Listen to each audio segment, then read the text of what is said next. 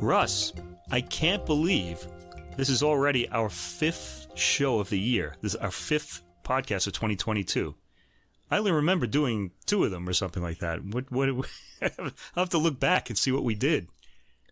It's that fast, huh? Wow, yeah. Time's going by. It's been quite a whirlwind. A lot of work in the last month, not just on the podcast, but other things too.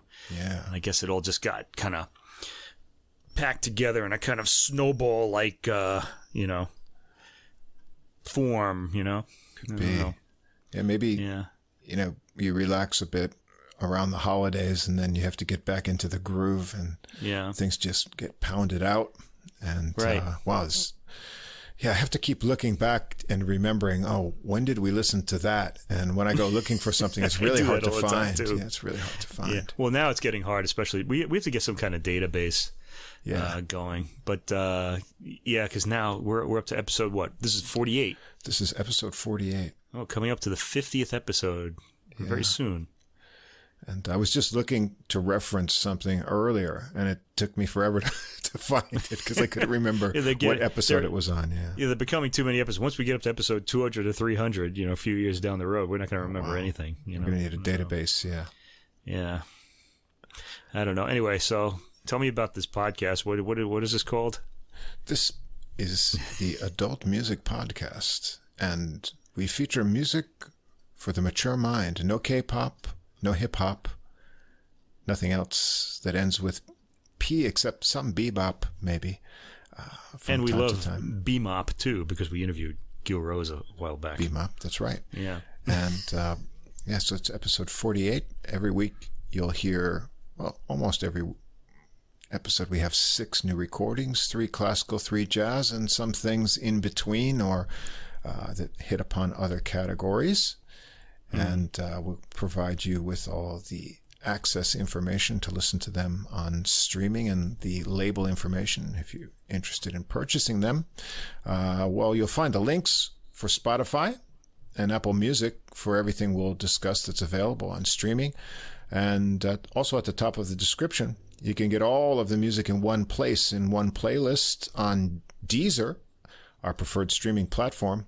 You can also check out our podcast there, as well as on all the other major platforms. I don't know what you're listening to us on now, but we're on Spotify, Apple Music, a number of smaller ones. And our host site is Podbean. So if you don't see any of the links to the music or other information, you can always jump over to Podbean and find all of the information for everything we talk about there.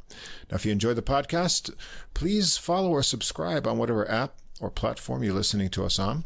If you take a moment to give us a ranking or write a review, that helps us get listed in the browsing categories, and that helps us get new listeners and make our audience grow, which makes us happy. And then if you'd like to contact us directly with any comments or questions, we'd like to hear from you. Our email address is adultmusicpodcast, all one word, @gmail.com. And speaking of that, we got a bunch of emails this week. Well, before you do that, we should mention that we now have a Facebook page. There's an adult music Facebook page. Feel free to visit that. We're going to be posting some stuff on there, too, as well as just the podcast. So you can check that out and leave comments as well.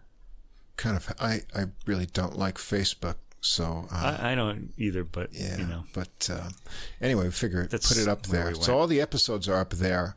We need people to find us. Yeah, we'll have to put some more other interesting tidbits and things there. So what we need is a web page, but we'll get to that eventually. We're still growing. Get to that eventually. Yeah. So we got a nice email from Mr. Craig Brand. Yes, thank you, Craig Brand. Thank you, Craig. We featured. And thank you, Craig Brand's fans for tuning in, because he gave us a nice, post on his Facebook page. Facebook page, that's right. Maybe even somewhere else on his. I don't know. I didn't check his website. I'll have to look. Yeah, we had him in the Fretboard Free for All, our guitar episode a couple weeks ago. We really enjoyed his recording. If you haven't checked that out, Past, Present, Future, it's a really good one. Really nice recording, nice original compositions, and his great playing. So check that out. Thank you for the shout out, Craig Brand. We really appreciate it. And we got contacted by a Spanish record label who's going to send us some more of their releases. So that will be... that was for the label that was on the Bach Reimagined. Yeah, Reinventions. Bach Reinventions. That's right. Which was a Moises few... P. Sanchez. Yeah, Moises P. Sanchez. A few... Maybe 3. It was before the year-end episode, right? So, yeah. I had to look back for that. I'd forgotten when we did it. Yeah, so see what else they've got going on. And, we're waiting for some... Thank you for that. Do we know the label's name? I looked it up and I didn't write it down. I'm so bad. Yeah, it was hard to find what else they've got going on. But it's, let's see. March Vivo. Label. Yeah, March Vivo label. Thank you for contacting us too. Camila Fernandez got in touch, so we'll see what other new releases they have going on there. And we're also waiting for some more Renitsky. Yeah, and, we heard there's some more coming out on digital streaming services, and we're supposedly getting some discs sent to us too. We're getting some advanced copies though, so we can't really. Share those with anybody. We'll find out. Yeah. So that's the way it should be. Send us music, and we'll listen CDs to would be great. Yeah.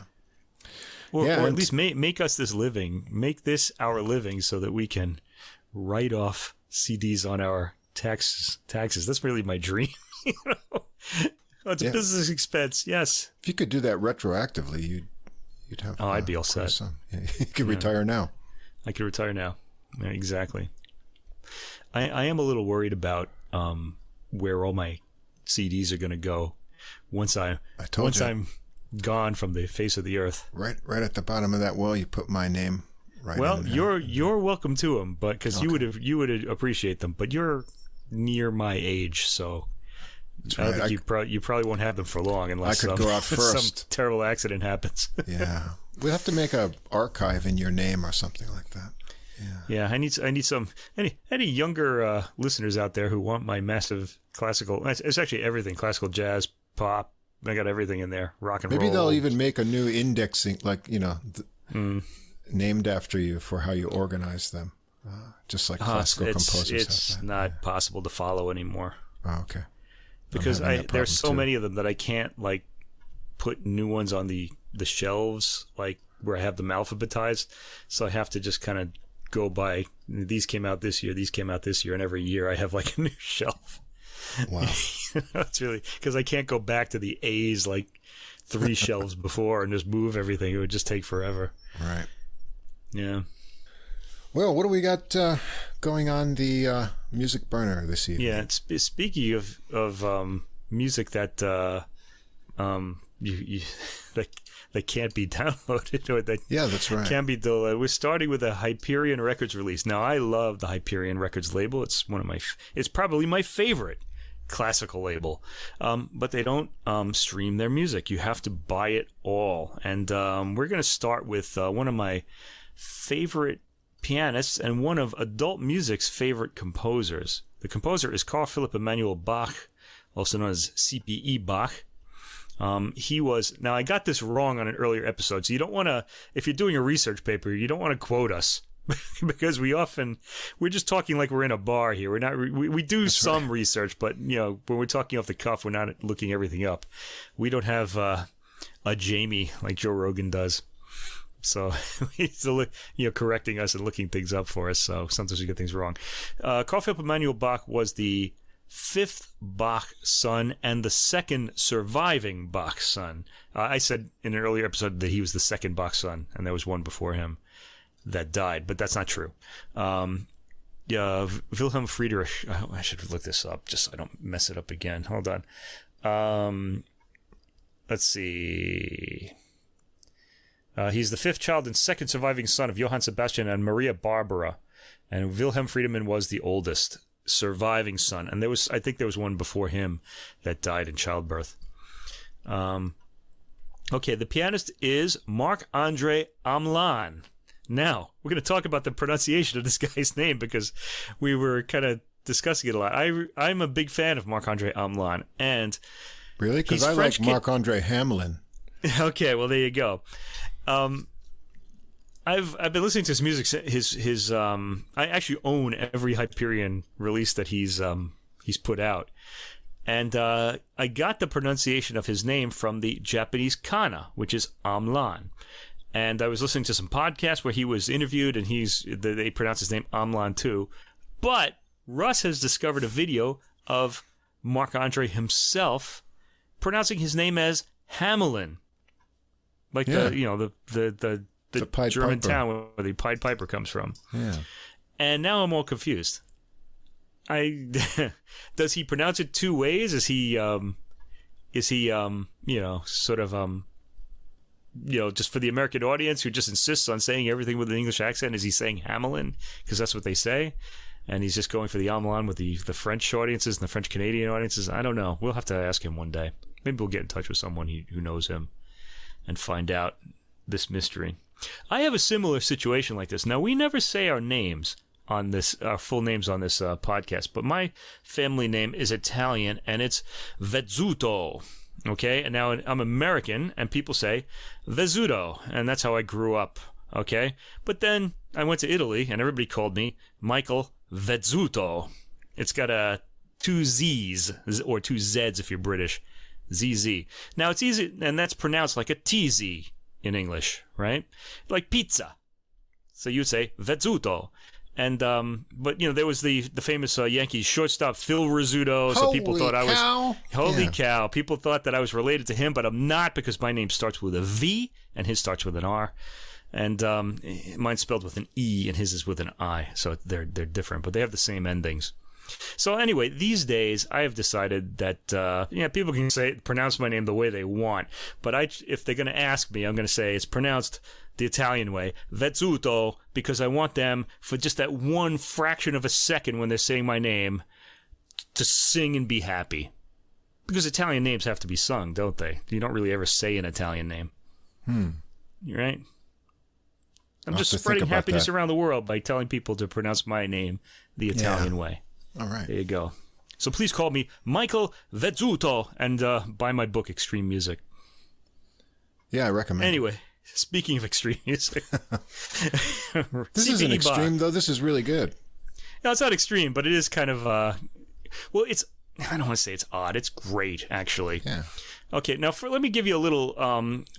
C.P.E. Bach, the second surviving Bach son, has been a favorite of Russ's and mine since we heard a CD, a two CD release by Harmonia Mundi in the year 2011. So that's like 11 years ago, by Andreas Steyr and the Freiburger Baroque Orchestra, Petra Mulians, of his keyboard concertos. And on this album, he's played them on the harpsichord, and Steyr got his sense of humor, and somehow everything just connected. So did the Freiburger Baroque Orchestra, and I've since become a big fan of both. And since that time, we've been listening to just about every C.P.E. Bach recording that came out, and he's been getting more and more popular. Okay, so as I said, he's the fifth child and second surviving son of Johann Sebastian and Maria Barbara. I'll get into this stuff later. Okay. This release on Hyperion is played by, I'm going to say Marc-André Hamelin. I'll stick to the tradition here. We're in Japan. I'm going to say it the way they say it. Okay. This recording is absolutely fantastic, I have to say. One of the things we look for when we're listening to a C.P. Bach recording is, does this pianist or do these artists get C.P.E.'s quirky sense of humor in his music? Because I've heard recordings by professional pianists where they just play through it like it's Mozart or something, or Haydn. And even that music requires a little bit of understanding of what's going on to make it register. But here you really have to be on your toes, because there are a lot of quick changes of rhythm, some sudden sforzato chords, sort of like you hear in Beethoven. And in fact, I'm pretty sure that's where Beethoven got the idea from. All sorts of quirky things happening, false cadences and in unexpected places, things like that. And I'm happy to say that Marc-André Hamelin really gets this music. I want to talk about, first of all, the Hyperion album cover.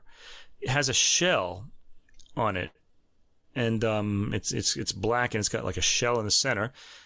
And this is kind of the type of image you see as an example of Fibonacci numbers. Usually they'll draw rectangles over it, and they'll talk about the proportions of the shell and how it just keeps growing according to Fibonacci numbers.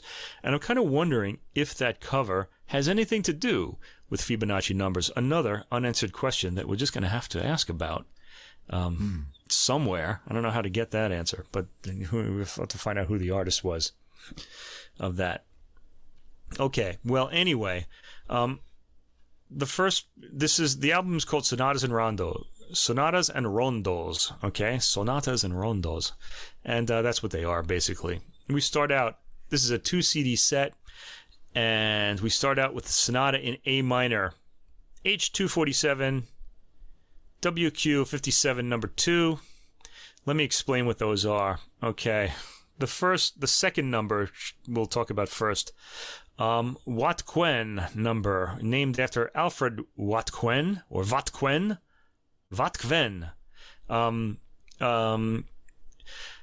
These were the numberings given by Alfred Wattquen, the Cpe Bach scholar, in 1904, and they've lasted through the entire 20th century.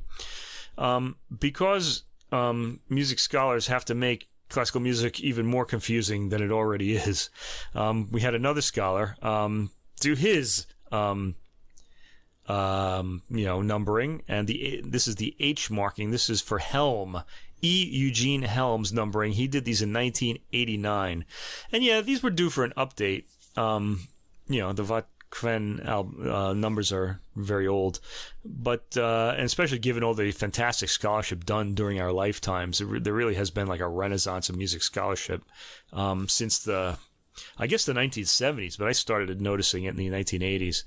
But all these letters and numbers get confusing. I don't know how especially to refer when to this they're work. If you look, they don't correlate really well between the two systems. The two systems seem completely different. Yeah, you've got 57. So, one of them is 57, and the other one is 265, and then you've got another one that's 62 and 57 here is with 247. It's really confusing.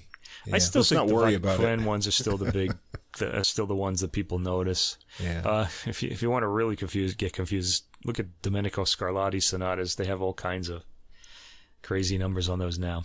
Anyway, this first sonata in A minor, Helm 247, was written in 1770. Now, Mozart being the big composer, Mozart and Haydn being the two giants of the time, and Mozart really kind of being the most famous to us today, I like to think about how old Mozart was when these works were around. Because Mozart and C.P.E. Bach were friends, as were Mozart and Haydn. And I think Mozart was really keen on C.P.E.'s music. And apparently he was very popular and when he was alive, at his time. Let's see. So this is from Volume 3 of C.P.E.'s Sonatas and Rondos for connoisseurs and music lovers. Okay, this is a piano work rather than a harpsichord work. C.P.E. Bach's career spans between the end of the harpsichord and the beginning of the popularity of the what we now call the forte piano. It's an early version of the piano, and this one would have been more for the piano. The big difference is that with the piano, the force with which you strike the keys affects the dynamics. On a harpsichord, it does not. It just plucks the string at the same volume every time. Okay, that's why you have two keyboards on a harpsichord, because one of them will be double stringed, so it'll be a little louder than the other one. Okay, and the work is written for colors that the piano can produce. The piece also features sudden changes of character, which is possible in the piano, but not the harpsichord as well. And in the last movement of this sonata, within the course of just one phrase, okay, the music changes. All right, we hear the opening allegro of this piece, and just in the first 4 seconds, we know we're in good hands with Marc-André Hamelin. There's an opening figure and then an answer to it. There's kind of like it's sort of a 2 bars or 2 kind of phrase sort of figure, and then there's a 2 phrase answer, which is played more quietly. So that tells me right away that Hamelin is alive to the humor, and the sudden harmonic changes in this music. We think we're going to hear the theme repeated. That's normally what would happen here, but this is just nothing expected is ever going to happen in C.P.E. Bach's music, and that's why we love it so much, because it's always surprising. You're like, whoa, what just happened? Instead, the opening notes continue into cascading scales with a descending bass pattern and a downward bass line, too. The material changes so quickly, and Hamelin, he's a super virtuoso pianist, and he's got a really quick mind too when it comes to catching these little details in music. He catches it all by varying his touch. It's legato here, it's momentarily staccato there, and then there are all other techniques applied to this movement and really everything on this album when required. We do get a repeat of the exposition, which is helpful because we've just heard so many changes of character in this very short space. This whole movement is only about 3 or 4 minutes long. That helps. Then there's a development section, I guess, because it sounds even as complicated or more complicated than the exposition is harmonically. Now we have harmonic changes added to the changing sort of tone of the instrument. And on the recapitulation, Hamelin plays some games, delaying the notes in the opening theme, taking a long pause before the scalar figure. That may be in the score. I really don't know. I haven't seen the score of this. This is fantastic and imaginative playing of a fantastic and imaginative movement, and really a fantastic and imaginative sonata. The recap repeats, the recapitulation repeats, so you can hear all of this magnificent material again. So just in 3 minutes, I was exhilarated. I was like, oh, this is going to be great. And it's a 2 CD set. Fantastic. All right, we get the second movement, Andante. This is more straightforward than the opening movement. There are some very pretty chord changes in this. Hamelin is very subtle with his changes of note values and added expression. There's some harmonic surprises in the middle section, but all in all, this movement winds up being satisfying with its cadences. Okay, no, cadences are taken away from us in this. Not until the end. An open cadence unexpectedly leads to the last movement, so we don't get a resolve at the end of this movement. And then we're in the third Allegro Dimoto movement.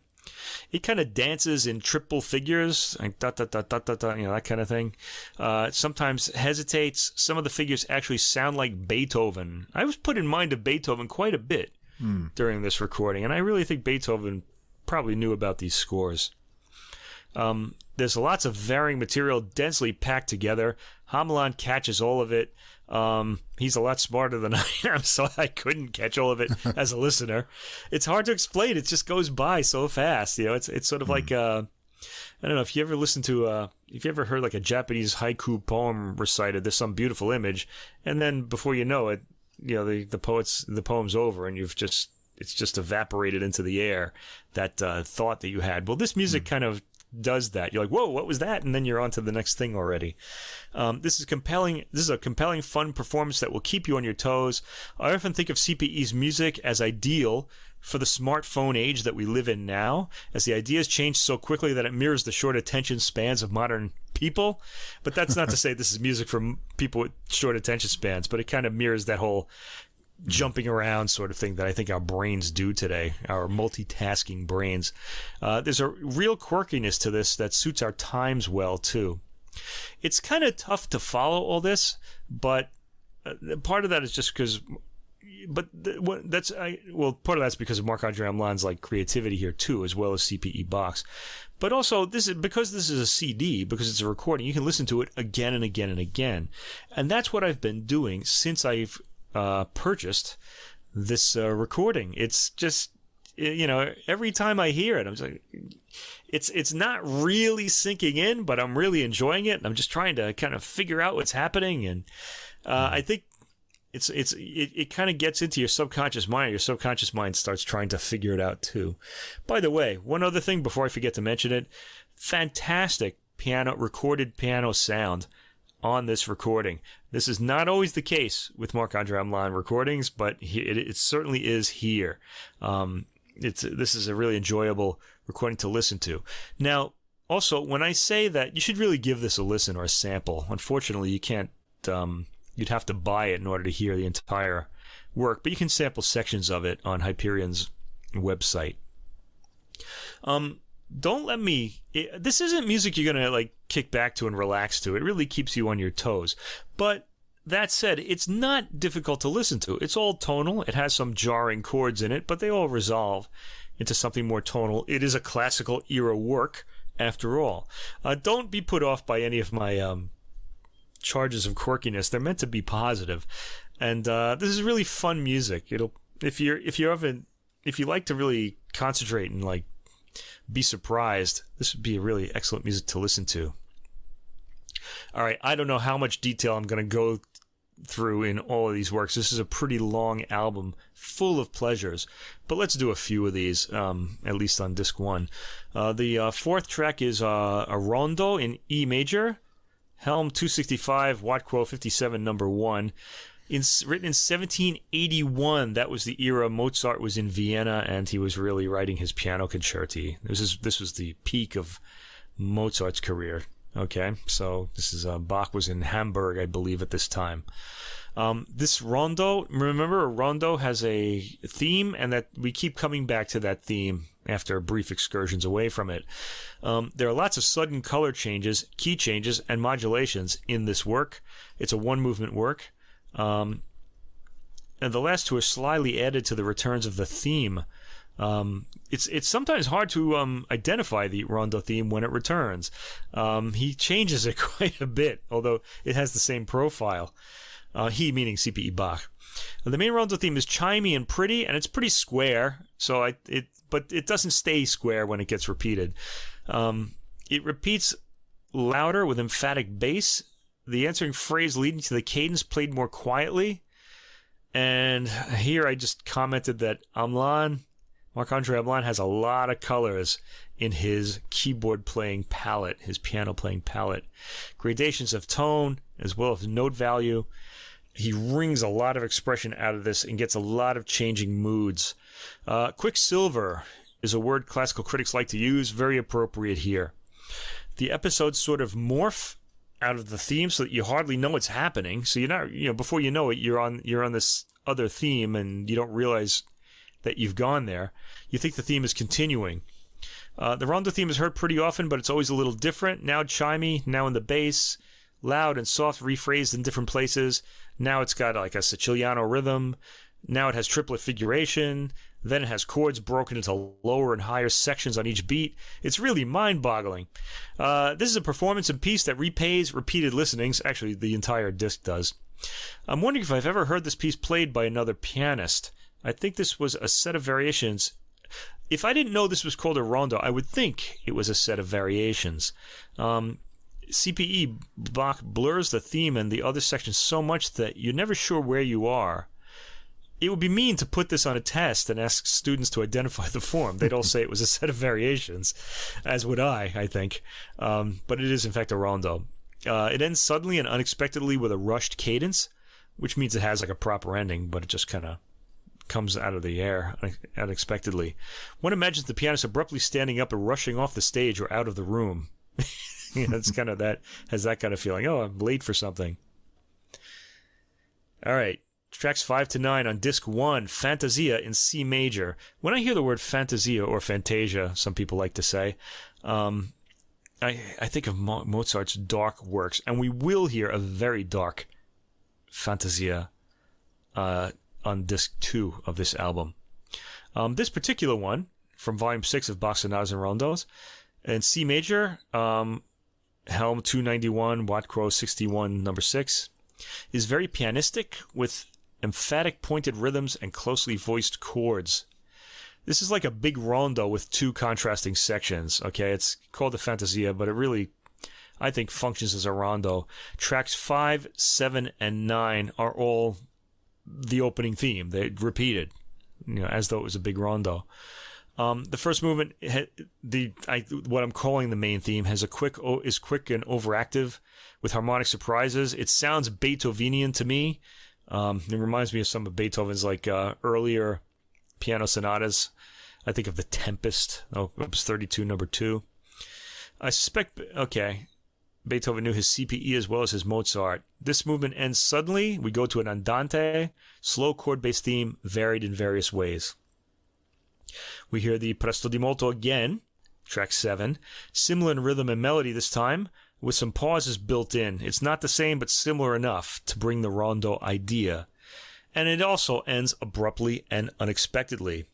We move to a Larghetto Sostenuto, track 8, repeating chords that a melody grows out of. Satisfying cadences. It has satisfying cadences. There's some contrasting material in the middle. It's pretty straightforward in form and content. And there are some startling sforzato chords, means these on the offbeat, there's suddenly this big accent. Another technique Beethoven would use often in his piano sonatas. And finally, track 9, Presto Di Molto, very similar to the opening movement with some subtle differences in the harmony. There's a great false cadence towards the end, after which there are harp-like arpeggiated chords, and we get a solid final cadence at the end. Tracks 10 to 14 are Sonata in E minor, Helm 66, Wat Quen 62, number 12. I sometimes say Wat Quo, I don't know why. Wat Quen. This is an early one from 1751, so this was written before Mozart was born. And it actually sounds, it was first published in one of the volumes of the musical All Sorts, Musikalisches Allerlei, by the Berlin printer F.W. Bernstiel in the early 1750s. It's a suite in the more antiquated style of Bach's dad, Johann Sebastian. This is in the Empfindsamer Stil, which translates as the sensitive style. And if you want to impress your French, you could say, kids today are too empfindsam. They're too sensitive. Okay. It reminds me of the Woody Allen movie Annie Hall, where he's standing in line with Diane Keaton, Annie, waiting to get into a movie, and there's this university professor going off on this, pretty much mansplaining to his poor date about great directors. And Woody Allen is commenting to Diane Keaton about how, he really hates it when people do this. And after she defends him, she says, oh, he's probably something or other. There's a pause, and in that pause, you hear the guy say in a loud voice, oh, what is it? Weltanschauung. Could you possibly come up with a more pretentious word to the English-speaking ear than Weltanschauung? Okay. Anyway, see that movie. It means worldview, by the way. His worldview. His Weltanschauung. Okay. Anyway, here the kids are empfindsam. This is in the Empfindsamer Stil, with its sighing or falling intervals and appoggiaturas, an unpredictable harmonic and melodic style. So he's modernized J.S.'s works a lot, J.S. Johann Sebastian's works a lot, and made it his own. C.P.E., that is. This has Baroque dance movements. Allemande resembles J.S. Bach's first French suite in D minor, and it really sounds like his dad all the way through. The second half of the work has more of a CPE sound to it, so I guess it's like dad and son here. He's kind of the second bit of it. He's put a few of his own quirky ideas in. It just in the way the melodies are shaped. There's even a subtle and very enjoyable false cadence towards the end. From the usually unsubtle CPE. Hamelin reshaped some of the figuration on the repeat. Okay, Courante. This is another Baroque dance. It has a dramatic start with a mildly crashing chord at the beginning. It races along and has a feel that's half JS, half CPE. Again, Carl Philipp Emanuel, Cpe Bach, shows more of his own side in the repeat and the insistence on more loud dynamics in the way certain themes are sequenced. It may be that Hamelin is taking this faster than normal to give it more of a CPE feel.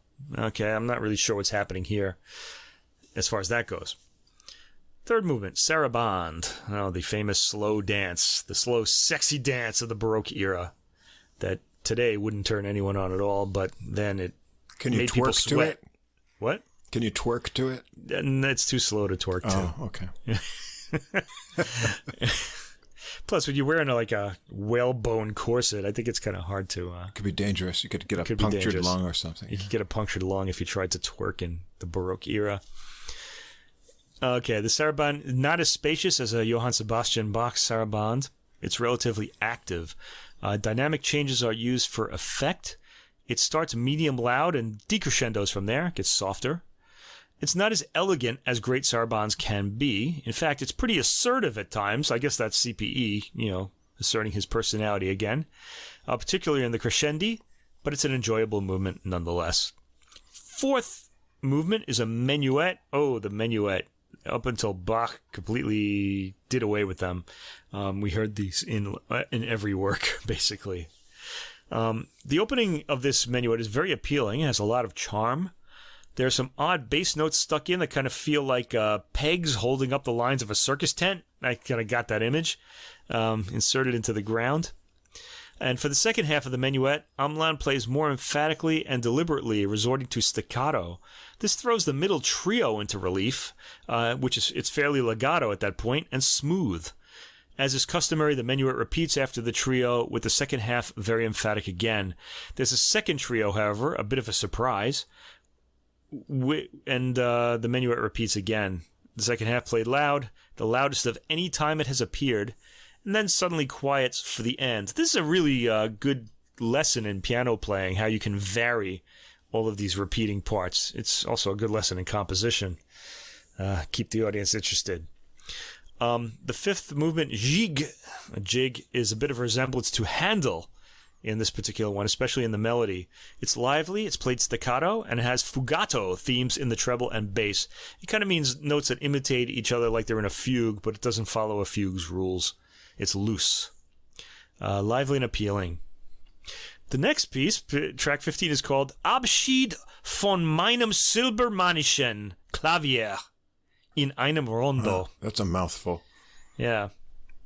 Silbermannischen is the adjective for Silbermann in this case. This is Helm 272 Wattquen. I keep saying Wattquo. I did that in an earlier episode too. Wattquen 66 from 1781. This was, in English it means Farewell to My Clavier, built by Silbermann. So it's a clavichord-inspired work. Clavichords were very, very quiet instruments, quieter than a harpsichord. You could walk into a room and you'd barely know someone was playing it unless you were up close. They're really ideal for Japan. I'm surprised they didn't catch on here, because you can hear everything your neighbors are doing in these houses. The walls are pretty thin. Okay, a clavichord-inspired work. It features a type of vibrato. Well, here's the thing. The notes that, written by the way, Mahan Esfahani, great harpsichord player himself, he explains that this work has a vibrato achieved by applying varying pressure on the key as the metal tangent remains in contact with the string. That doesn't happen on the piano. As soon as a piano hammer hits the string, it falls away. So you can't, sort of no after keep doing effect. that. Yeah, no after effect. So we don't hear that, I don't think. I mean, I didn't notice it if Hamelin managed to put that across, but he plays this work appropriately quietly. The effect... Oh, never mind that. The effect, by the way, I just talked about is called Bebung. Okay. The work is appropriately funereal because he's losing his clavier for some reason. And there's some drama at the end as the music gets louder. It ends quietly and subtly. Tracks 16 to 25. There's so much music on this album, and it's all good. All right. Arioso with 9 variations in C major. Helm 259 Wattquen 118 number 10. Written 1777 or later, so this is like Mozart's just turned 21. A clavichord-inspired work, so it's going to be quiet again. The variations on this have lots of invention, and we're going to hear another set of variations with a lot of inventions on another album later. Okay, first we have an arioso, a gentle, quiet theme with a loudish response. In the second half, the responses become a bit more humorous in their unexpected styles. They're florid, they're minimal. It's really inventive. But then we get into the variations, which are just go to show you that Bach's mind must have been just as full-on, was faucet of just ideas coming out all the time. He seems to just never... He's just never boring, really. In fact, sometimes it seems like he has too many ideas because you start to kind of lose track of what's going on. The first variation is rather minimal with a staccato rhythm opening. Hamelin varies his attack quite a bit in each section. And the second part is started legato and then reverts to staccato again. Variation 2 features doubled note values in the right hand, so it's a bit more florid. There's more space to add things since the melody is doubled here. The usual unpredictability in profile from section to section is present, and it sounds like an overactive, highly inventive mind at work. Variation 3 is a bit more reflective in its melodies with chords. That changes in the repeat and the second section as the melody is accompanied only by bass notes. Again, nothing stays the same for long. Variation 4 has a quiet, slow opening in the minor key. It sounds a little darker, spare statements with more florid responses. The invention is amazing, lots of ideas. Variation 5, very fast figuration, which Hamelin, of course, being his virtuosic self, articulates extremely well. Variation 6 has kind of like I guess I called it a galumphing rhythm, dun-dun-dun, with arpeggiated chords, then quiet cadences. There are all sorts of variations on how the material is presented, but the rhythmic profile remains constant. Variation 7 is back to the opening tempo, and it's hard to say what the variation here is. The melody is slightly busier with more ornaments. It certainly keeps you on your toes with its changing ideas, and there's a nice poetic moment at the end where the melody gives a brief solo statement. It's kind of being rhetorical. Variation 8 has a quiet question with a loud answer. Usually it's the opposite, so this is a little bit of a surprise. The melodic material is presented with minimal ornamentation. It ends without a cadence and goes directly to the next variation, which is variation 9, a grand chordal statement of the question followed by a lighter melodic answer. This continues into the second half. There's a long pause before the final cadence. It's stretched out by a gentle melodic line. And then we hear the cadence, and we're done. CD1 ends with two brief pieces. A march in G major, which was, I guess, attributed to Johann Sebastian Bach, but it's actually by C.P.E.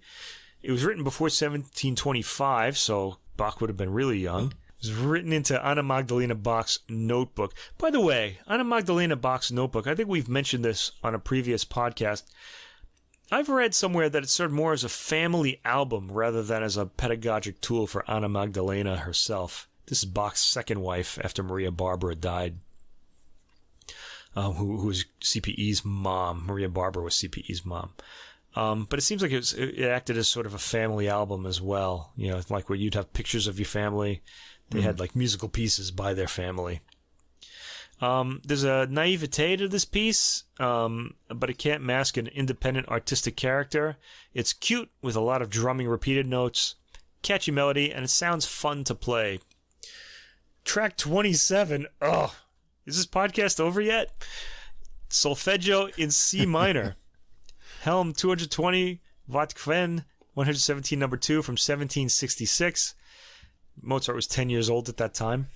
This has got some fleet figuration. It races through its 1 minute duration with a dramatic pause at one point. Very attractive. All right, so we're finished with disc 1. And I want to say, I enjoyed this album so much, but once I started listening to it for the podcast, it started making me really tired. I was kind of like, oh man, this is so much. I can't even, how am I going to articulate all of this? You know, it's really an album that I'd rather just listen to and like puzzle over in my own way rather than have to put across, because it's very complicated and doesn't really suit words well. Let's go on to CD2. Starts with a rondo in C minor. Helm 283, Watkven. I'm getting better at pronouncing this. 59, number 4 from 1784. So Mozart's Vienna years. The rondo theme starts with a nice upward motion that gets interrupted by a pause and some quirky harmony, which then finds its way back to resolution. There are all sorts of odd changes of character within the theme. The first departure is pretty quiet and predictable until its second part. Each thematic return of the rondo theme is played differently, but they are recognizable in this case. The second departure is also fairly quiet, except for the sudden moments when it isn't. The return here features some pauses and surprising harmonic twists. There's a quiet departure after that, and the return has more pauses and musical hiccups. Hamelin is great at putting this all across, microscopically attentive to the ever-changing material. The cadence at the end doesn't finish, so it's sort of open-ended sounding. I think if you played this for people, they'd ask you, that's it? Okay, Sonata in F minor, Helm 173, Vatkven, 57, number 6, 1763. 3-movement sonata, Allegro assai first. This is kind of has a humpy rising rhythm at the beginning that cleverly goes into a trotting second theme. I get a horse riding quality out of this rhythm, or a hobby horse riding rhythm, like back and forth, like a child on a hobby horse. The rising melodic material is characteristic of the movement. The development section has some very clever harmonic changes and surprises. This is a fairly brief movement, but chock full of action. Boy, the way that Cpe packs episodes into like this tiny space is unbelievable. I wish this guy could pack my travel bags. I bet he'd fit everything in. He'd be great in a Japanese house, getting all your furniture in there, you know, judging by his music. Second movement, Andante. The theme is accompanied by dotted rhythms in the bass that make this gentle song-like movement seem a bit quirky and less elegant in a good, fun way. I imagine this must be fun for the pianist to play, discovering as he would all these quirks along the way. It sounds like a challenge to interpret, too. Again, there's no closing cadence. There's a brief pause. Then we go to the third movement, Andantino Grazioso. This is also song-like in a meditative way, with quick dotted rhythms, dun-da-dun-da-dun, appearing occasionally in the bass. There's a lot of invention throughout the 5-minute movement. A cadence at the end, but not a very solid one. The piece just ends on this cadence. We don't really get a sense of, like, relief at the end. The next one, track 5, is something new again. Lali Rupalich, it's called. Helm 95, Vatkven 117, number 27, composed in 1755. This is a character piece, and these were really popular in the Baroque era, so he'd probably know about it from his dad. Cpe would know about it from Johann Sebastian, and from especially the French Baroque composers, because they wrote a lot of these. They're homages to patrons or friends, and were characteristic of the High Baroque. This type of piece has strong associations with the stock characterizations of early modern theater and the 17th century fashion of literary tributes among intellectual equals. They're not dancey, so they focus more on the rhetorical content of a piece or a lot of space in order to suggest a mere impression, even a lighthearted one, of the figure that they're sort of drawing musically. This particular one, the Lali Rupalich, is fairly straightforward. It has a 1-5 repeating bass pattern, so tonic dominant, over which the lively melody is played. There's an intriguing pause, after which the same pattern continues over different chords. The material occasionally threatens to change to something else, then abruptly changes its mind and goes back to where it was. Think about that. What that would say about the person that it's drawing. Okay, it looks like it's going to change, and then it goes back to its old habits. Another pause, and the same material again. I got the impression of eating chocolates, trying to leave them, and then saying, "Oh, I'll just have some more," and you're just eating the whole box, basically. And that's just the image that came to mind when I was kind of listening to this. And this pattern repeating itself throughout the piece. It's fun. Hamelin characterizes it perfectly. No cadence at the end, giving the impression that this person is just continuing in whatever's been set up. Track 6 to 8 is a sonata. This is a very short sonata. It's only 5 minutes. It's a 3-movement work that's 5 minutes long in total. And the first movement, Allegro Dimoto, has odd harmonies and abrupt rhythmic stops and shifts. And this is a highly arpeggiated labyrinth of a movement. There are so many quick changes that you want to hear the movement again to make sure they were there, as they go by so fast. No cadence at the end. The movement just ends on a pause and goes into the next. Allegretto, second movement. This is fairly slow despite its marking, more straightforward than the opening movement, despite some bursts of movement towards cadences. Otherwise, the music is allowed to wind out. There is a cadence at the end of this, and then we go to the Presto Di Molto. By the way, a cadence for people who don't listen to classical music much is like a period at the end of a sentence. It just sounds like the phrase is finished.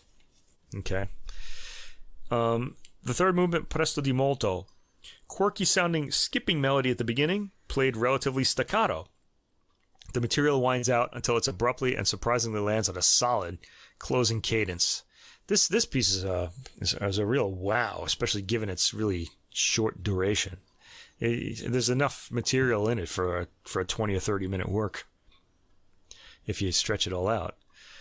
Okay, we get another sonata next. A flat major, Helm 31, Vatkven 49, number 2, from 1742 1743. This is an earlier work.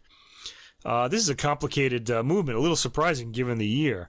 It starts softly like a waltz, and it sounds kind of Mozartian, but Mozart wasn't even born at this time, so you make what you will of that. Okay, there are some shorter phrases followed by longer phrases to balance them, so there's a lopsidedness to the thematic material. Again, C.P.E. finding his style. The bridge to the second subject is suddenly very loud, and any settling on a cadence is disguised by the start of the surprising second theme, played softly. We then get the cadence, played suddenly loud. Repeat of the exposition, accented a bit differently this time. We can hear the cadence before the soft second theme. It's very brief. I think I just didn't notice it the first time. The development doesn't sound entirely developed by the time it returns to the main themes in the recapitulation, but apparently it is fully developed, as the rest of the movement sounds very satisfying.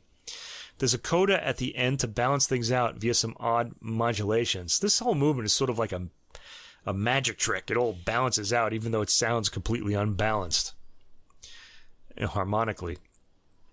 Second movement, Adagio, amiable melody, with a surprising pause occurring pretty quickly before it's completed.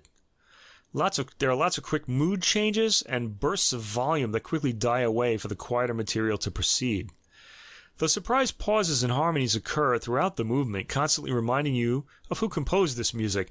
This is something we need to say about C.P.E. Bach. He really is his own man. I mean, he's unique as a composer. You really can't mistake his music for anyone else's. Mm-mm. Yeah, Hamelin makes sure that you hear all of these details too. All the pauses raised a smile for me. Hamelin makes them just long enough for you to wonder what's going to happen next. You're in that little space, you're just like, oh, what's going to happen next? And then it happens. The third movement, Allegro, a movement with a Baroque dance rhythm, but there's nothing Baroque about how it proceeds. There's some fancy fingerwork in the frequent quick trills placed in the melody. There's some playing around with the melodic textures in the second half, with sudden shifts in rhythm and new figures introduced, most noteworthy the climbing melodic figure that leads back to the familiar material. Track 12, Rondo in B-flat major, Helm 267, Vatkven 58, number 5 from 1779. The Rondo theme has a brief sort of horn signal type quality, like somebody's approaching and they're playing a horn. First departure is hesitant with pauses, and we find ourselves suddenly back in the rondo theme. The changes in material are so quick that it's hard to tell where you are in the rondo. This is pretty typical by now, we figured out. But of course the theme comes back and we feel secure again every once in a while. Most rondos are like departures and returns, but the departures in this one are like getting lost in the woods and luckily finding your way back. He uses the rondo theme sort of like a tutti in a concerto grosso, so you hear only part of it sometimes. You don't hear the entire thing repeated. The piece is a bit wacky, and it's hard to follow, kind of, if you're trying to sort of lay down a thread to figure out where you are in the work. It's fun and full of surprises. It sounds hard to keep together as a player, and I'm confident in Hamelin's hands. There's so many odd details that I can't possibly tell you about them all. Give this particular movement a listen. Track 12 on CD 2. Tracks 13 to 15, Sonata in E minor, Helm 281, Vatkven 59, number 1. from 1784. Oh, by the way, by now you might be saying, when is this disc going to end? But trust me, you won't say that if you're listening to it, because it's really, really great. There's a lot of music on this, and there's a lot of material in that music. It could really wipe you out. Okay, anyway, the Sonata in E minor, tracks 13 to 15. Presto, thumping bass over the idea-laden theme. There are lots of quick changes of texture, and you get the idea that Bach can't stop the ideas from coming. This makes me think this composer was hard done by history, because he really is incredibly inventive. He was successful in his own lifetime, though. This movement is so full of sudden changes of style and quality that I can't mention them all, and I can hardly follow them all myself. I'll have to listen to this again and again and again, and I recommend you do, too. The middle movement, Adagio, there's no pause into this. It just, the music just slows down and plays into this. The theme is lightly played by Hamelin, but it sounds laden with some kind of heaviness, and that's because of the harmonic colors that Cpe has composed into this. There's something odd and funereal about this material, especially after the highly contrasting quirkiness of the first movement. It's over before you know it, with an ending cadence, and then we're on to the third movement and final movement, Andantino. There's a pause before this movement. It sounds lively enough at the beginning, and it ends quietly and unexpectedly. There's no cadence, just an ending note serving in the place of a cadence. Well, I guess it's a cadence, but it doesn't, you don't hear the full chord. You just hear one note. Okay, we get into some more character pieces. Track 16, La Complaisante. I really enjoyed this one. 1756. This distills a momentary glimpse of human behavior within a short rondo in a disarming pastoral style, is what Johannes Vahani says in his booklet notes. I found this to be very pretty and feminine in its comeliness. It's very pretty. It gave me the sense of a woman gently brushing her hair, thinking about whatever thoughts she's having. And it goes on to other pursuits from there. So it just kind of sounds like an ordinary sort of activity that this gentle person is, doing. And it's a woman too, because it's feminine. It wouldn't have an E at the end if it was a man, I guess. Track 17, Rondo in E major. Helm 274, Vatkven 58 number 3 from 1781. This starts with a theme that feels like it unspools. It kind of feels like it's being pulled off of a spool. The unspooled notes get echoed in the material that comes afterwards. As we get away from the theme, some dark harmonic areas are touched on before we suddenly come back to the theme. The second departure stays somewhere more comfortable, and we return easily to the theme. There's a quick treble note played staccato, and it ends the work in a cute way. All right, now, tracks 18 to 27. Freie Fantasie fürs Klavier in F-sharp minor. Helm 300, Vatkven 67 from 1787. Okay, this is for the clavier, and this is a dark, disturbing fantasy, given the harmony that was permissible at the time. So it doesn't get it's not as dark as a romantic work, but we've seen that Mozart can go into some pretty dark places, and this one really was forbidding. The opening Adagio has forbidding quiet chords played ostinato, and the fantasy often means something dark in this period. But the title leaves room for the composer to explore the darker regions of tonality and harmonic structure. This entire Adagio goes into some seriously forbidding places, sorry. Second movement, Allegretto, has a cascading figure at the beginning. It sounds completely different in tone than the Adagio. It's teasing, but some of the pauses indicate that the joke isn't working. Meaning, I guess the person is trying to, joke himself out of his bad situation, but the darkness won't go away. The third movement, Largo, we get back to something heavy and quiet. There's quite a bit of variety in this section. And the fourth movement, Adagio, the ostinato chord pattern returns, this time with changing chords. There's a bass note followed by 3 chords. The volume suddenly increases or decreases with each section, and there's some subtle crescendos and decrescendos. Fifth movement, Largo, no cadence, going into this tentative, creeping, frightened-sounding movement. The sudden outbursts of turn-like material, like a turn, da-da-da-da, give me the sense of sudden fright. By the end, there are lighter arpeggiated figures that dispel the darkness momentarily. The Adagio that comes next, movement 6, resumes the bass note 3-chord ostinato pattern. So there's a dun, dun, dun, dun kind of bass note and then 3 chords. But this breaks up and we hear rhetorical downward melodic figures, like a point is being made. This just ends with the chords continuing until the 7th movement Allegretto starts. And this has cascading arpeggio figures that overwhelm the chord pattern in the previous section. They stop and we hear some rolled chords at the end. Movement 8, Adagio, rhetorical opening with rhetorical melody and wandering bass comments. Then we get the 9th movement, Allegretto. There's an almost 20th century figure here, but at the beginning, but it's all tonal. It's kind of angular sounding. You wouldn't expect something like this in this era.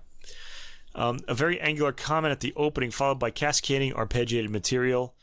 This movement is inconclusive and leads to the final 10th movement, Largo, a rhetorical melody again, which leads to a dark, strong cadence in the minor. We are left in that awful place. Now, if you remember when we did the Vikingur Olafsson Mozart album, this is where Olafsson left us in the woods without a guide. It ended darkly.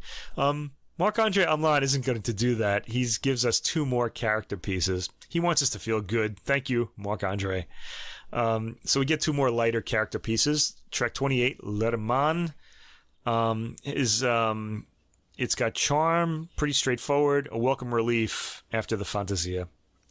And the final work on this disc is La Princette, another character piece. It has a light, dancey theme. Now, I mentioned that these pieces usually don't have much of a dance rhythm to them. This one does. I guess the person was a dancey kind of person that it's portraying, with a few jokey accents and prolonged figuration thrown in.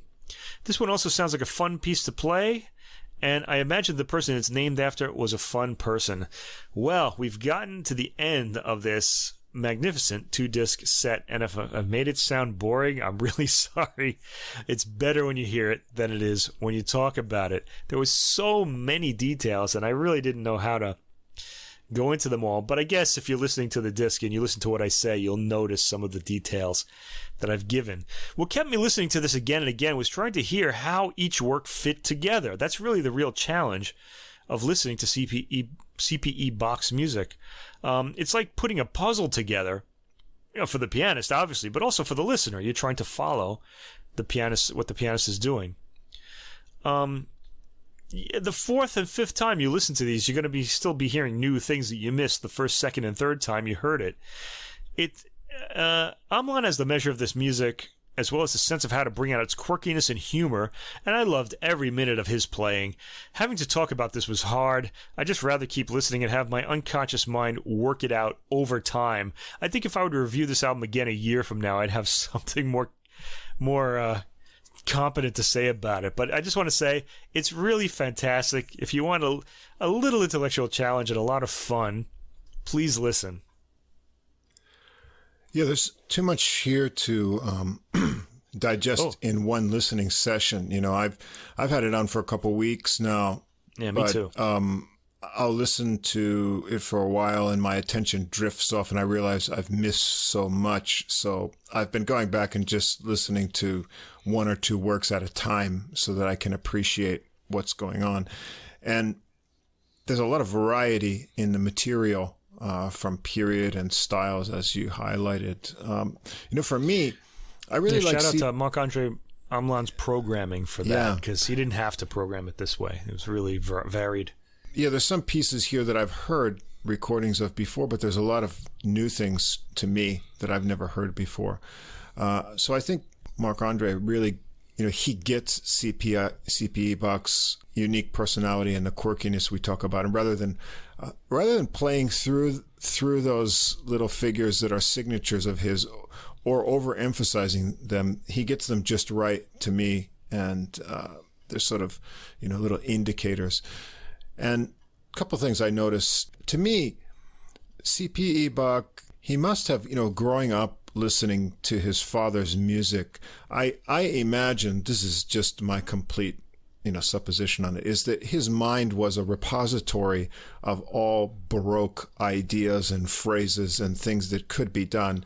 And, as much as I love Baroque music, one of the things about it, in some cases, in rather, of the lesser creative composers, it could be very formulaic. You could just stitch together pieces that followed conventions and didn't break any new ground. And they would be beautiful and, as Baroque music is very logical. That's basically how the Galant style went. Right. It was kind of like very superficial.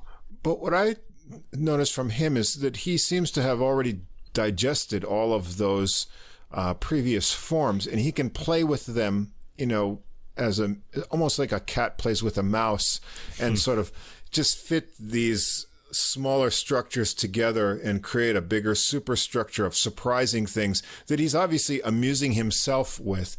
And if you give him your attention rather, you'll be really surprised and amused at how he sets these, sort of suspense things, and we talk about false cadences and things. Right. He continually plays with your expectations like a suspense movie does, and it keeps you on your toes because he has at his command all of these devices that went before, and he's not going to use them in the same way, probably because I just imagine that having absorbed his father's works and everything of that time period, he's able to take a new level of creativity in the direction of the music. And that's what I really like about listening to him. And so I liked that here. And what I liked about this recording particularly, we have pieces from different periods that would be played on different types of keyboard instruments. What I felt that Hamelin really did well is he never made me feel like I'd really want to hear this on a harpsichord, which is what I think sometimes when I hear earlier pieces played on piano. I say, this sounds great, but I wonder what it would sound like on a harpsichord. I never felt that at all, even on the earlier pieces. I thought his touch is so subtle and magnificent that he strikes that nice balance between getting the sort of subtleties and lightness of a harpsichord, but enough color and dynamic contrast in a piano, but never too much that it sort of goes through all of this different material, and it all sounds like it was just meant to be played the way he's doing it. Yeah, so I thought it's a supreme recording, all sorts of new things to discover. You're just going to have to do it over a longer period or, in smaller sections because it deserves that much attention. It's such a good recording.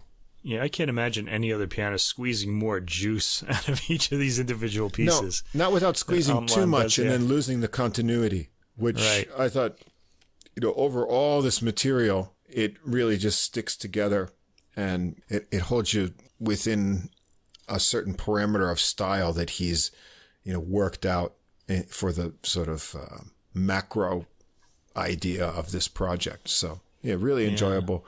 Probably, definitely the biggest collection of C.P.E.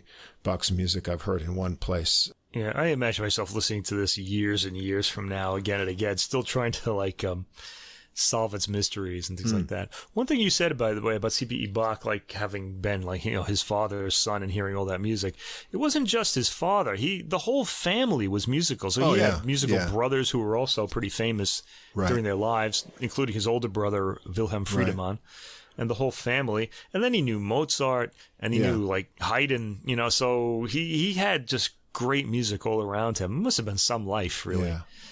Yeah. And also he took over from Telemann, so he knew Telemann as well. Like being in a home, probably watching his father work out sort of, things. It sort of must have just become part of him to see that process. And then, to me, he took.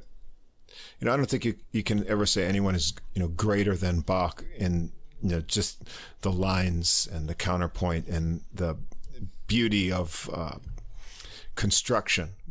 But I really think C.P.E. Bach has a unique wit in stacking things together and then turning them around within one composition that amuses me like not really many other composers do from any time period. He just has that sort of fun of the process that comes through to you when you listen to it. In a way, you could say he's like a romantic composer because he's absolutely unique. Yeah, definitely.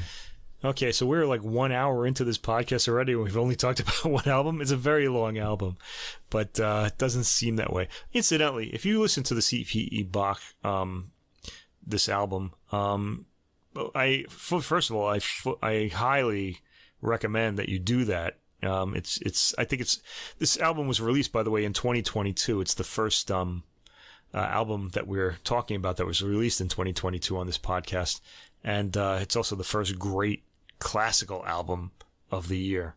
Certainly, I don't recommend that you listen to it all the way through. It's because there's so much variety. I don't think it'll make your head explode. A few pieces at a time would be best. That's how I listen to it. I certainly wasn't gonna make those notes. And, you'll kind of feel like, if you listen to it straight through, you'll feel like you do now after hearing me talk about it all without stopping. All right, let's move on. We might wind out, run out of podcasting time. Yeah. Okay, Sheku and Isata Kanneh-Mason's album, Muse, on the Decca label. Okay, now we've talked about Isata Kanneh-Mason's album from last year, where she does sort of music by black composers and jazz-related composers like Gershwin. And in this case, she's with her brother Sheku, the cellist, and they're playing cello sonatas. The two major works here are Samuel Barber's Sonata for Cello and Piano in C minor, and Sergei Rachmaninoff's Sonata for Cello and Piano in G minor, Opus 19. And then there are a lot of songs by both composers that are set for the cello and piano. Let's talk about this. Both cello sonatas on this recording were chosen for their emotional intensity and for the fact that the siblings like playing them in concerts. Needless to say, when you have two brothers or a brother and sister, family members playing together like this, they've probably been playing together since they were little children, since they first learned the instrument. So you're always going to get a lot of that sort of understanding of what the other person's going to do, a sort of telepathic ability.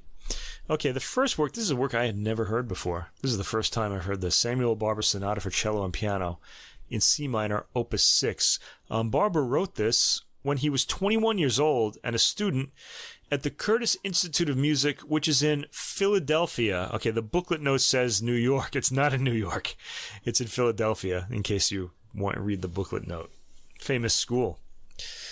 All right, we have three movements. Allegro ma non troppo is first. This fades in. It's kind of a nice effect. It doesn't fade in because the engineer faded it in. They do a fade-in effect. It's really nice. Now, this is really the first time I'm hearing Sheku Kanneh-Mason play, and he has this big, warm sound. Really? I thought so. You don't think? I'll save my comments to the end. Okay. This movement jumps around quite a bit. The sound of these two players together is pretty interesting because Sheku's tone is wide while Isata's is thinner, and she articulates the material she plays with precision and clarity. The two sounds are rather different, and it's kind of odd hearing them together. You would think they'd be similar, but no. They can. Let's see. Isata can get very quiet, as can he, and this recording and performance has some extreme dynamics. There are a lot of sudden changes of dynamic in this movement. All right, I'll qualify that. I think he has this big warm sound compared to Isata Kanneh-Mason's sound, which is a lot kind of thinner sounding. So maybe it's just the contrast that's giving me that feeling. Yeah, I thought it was completely reversed in the Rachmaninoff at the end. It's one of the weird things about this recording that I noticed, but I'll save that till then. All right, let me see what I said for that one. I don't remember, but okay, we'll see. Okay, second movement, Adagio to Presto, a very slow, moody opening with a long, drawn-out, luscious-sounding tones from the cello. After the opening, the music becomes highly caffeinated, skittering in the piano chords and resulting in a perpetuum mobile line traded back and forth between cello and piano before it suddenly dies out.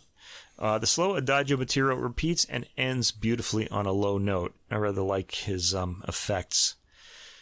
The third movement, Allegro Apocionato, has a big piano chord at the beginning. And Isata Kanneh-Mason, I said thin. I think a good word for her tone is crystalline. It sounds, there's something kind of hard and rock-like to it. It's unique in that way. I gotta confess, I'm not a big fan, but that shouldn't put you off. If you like that sound, go for it, okay? It's not as warm and embracing to the ear as Sheku's tone is. I found him to be a lot warmer than her. This movement has some tricky rhythmic changes in it, some of them placed close together. And this is pretty impressive duo playing, given the difficulties. Great sound on the cello, pizzicato on the end. One of the things about this piece is the sudden, quietness and loudness, and how just the fact that they're so in tune with each other, these effects come across like really strongly. I was impressed by that. Next come 4 songs by Samuel Barber that are arranged for the cello and piano. The first one is There's Nae Lark. These were written when Barber was in his late teens, as were the next 2. This has a fairly simple accompaniment to the gorgeous melody. It's an ideal work for the cello. 5th track, a slumber song of the Madonna. Sheku draws a lot of warmth from these beautifully rendered melodies, and the piano accompanies with repeating chord patterns. Isata doesn't have much to do in this one, I don't think. The 6th movement, With Room My Heart Is Laden, a familiar song to me. These all sound nice on the cello, and this song is very brief at 1 minute and 10 seconds. And then a very famous song, Sure on the Shining Night, from Opus 13, 4 songs, written when he was in his 20s, just after the Adagio for strings. This is a famous song with some nice arpeggiated chords on the piano, and the 2 set a good mood for the song here. Very sensitive playing from Isata Kanneh-Mason in this particular piece. Okay, now we're on to Sergei Rachmaninoff. Before his cello and piano sonata, we hear his cello sonata. We hear 3 songs. The first is called It Cannot Be. The booklet does not give the Russian names of the songs, so it's number 7 from 14 songs, Opus 34, if you want to look it up. This requires more dramatic piano playing than the Barber songs. The melodies are warm after the opening. It ends quietly. I don't really have much to say about the songs, really. They're good. Yeah. They're well played, but they're kind of light. They sort of, I think I'd rather hear them with a vocal. Track 9, How Fair This Spot. This is a heartfelt melody in the cello. Sheku puts it across warmly. I use that word warm a lot for him. Track 10, The Muse, number 1 from 14 songs, Opus 34. Starts with a very quiet, spare figure in the piano.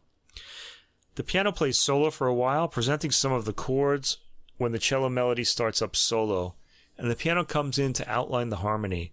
Again, another gorgeous, expressive melody. Then we get to the Rachmaninoff cello sonata in G minor, Opus 19. This starts lento, tentatively, with the cello playing pairs of notes over brief figures in the piano. The slow section drifts off, and the faster Allegro Moderato begins with a searching melody that reaches a cadence at its end. Excuse me. It continues, accompanied by the suggestion of a Russian dance rhythm in the piano. The piano plays the second theme solo. The cello comes in later. There's a development section that continues in a highly melodic mode. This is really interesting because you don't really hear the harmonic changes so much. You almost don't notice because of the melodic material. Rachmaninoff is very melodic. I liked Sheku's tone on his pizzicati at about the 8-minute mark. And Isata's playing of the second theme in the recap is gorgeous and heartfelt. I liked her here. There's a coda at the end of this 12-minute and very involved and involving movement. It ends in a dance-like mode. Second movement, Allegro Scherzando, has a quasi-aggressive bouncing rhythm to it. The years these two have spent playing together is audible in this movement. They telegraph each other's... telegraph is the wrong mood. They're almost like telegraphic in anticipating each other's sudden changes of tone, tempo, or the rhythmic pattern. The bouncing rhythm returns at the end, and the movement ends that way. Third movement, Andante. The opening for this movement could have come out of the 19th century. It's very romantic, and it's played by solo piano. The cello comes in and plays the theme, and this is a full-on melting romantic melody of the Rachmaninoff type. The last movement, Allegro Mosso. The opening melody is active with busy piano accompaniment. The second theme is slower and rather longing in the cello. piano accompaniment is very quiet. The development section reverts to a quietly aggressive rhythm in the bass line of the piano, with occasional build-ups to an outburst of passion. And there's a bit where the playing quietens to an intimate whisper in the piano, bass, and melody. These two are able to get like really quiet sounds. It's pretty amazing. The cello quietly makes brief comments on that. The cello plays a winding figure that gradually crescendos and ends that mood and gets up to the recapitulation.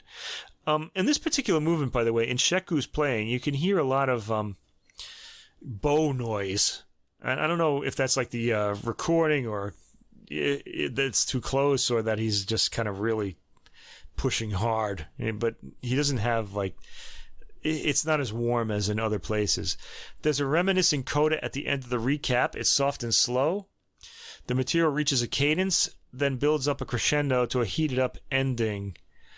Okay, so that's the end of that movement. It's pretty it's exciting playing, but I think there's a lot of extraneous noise being made, especially by the cellist in this particular movement. They're very the two of these, they're brother and sister, but they're very different musical personalities. So it's kind of weird hearing them together. I kind of wonder how they've been playing forever together, so I guess they have a good feeling for each other. But their tones are completely different. They're very attentive to each other. That's, of course, their strength. And play well together. I don't know. I thought this was good. I wasn't, like, absolutely thrilled by it. But interesting, let's say. I like the musicianship and the interplay. Yeah. The sort of cohesiveness they have, from playing together and as siblings. That you can recognize the extra sense that they have very well. I was just kind of disappointed overall with the cello tone, and particularly on the Rachmaninoff. Okay. I wanted more volume in comparison with the piano, just because I know this. I liked the Barber more. I thought the cello was more present, but I felt the cello was way too low compared to the piano. I have a lot of recordings of this Rachmaninoff cello piece, and like Lynn Harrell and other things. Right. I was wondering, some real greats, yeah. Yeah, well, I don't want to compare him to Lynn Harrell, but I wanted he's more. Too young for that now, though. I wanted more volume and also thickness. The cello sounded thin to me, and I wanted that kind of warm fuzz coming out of it.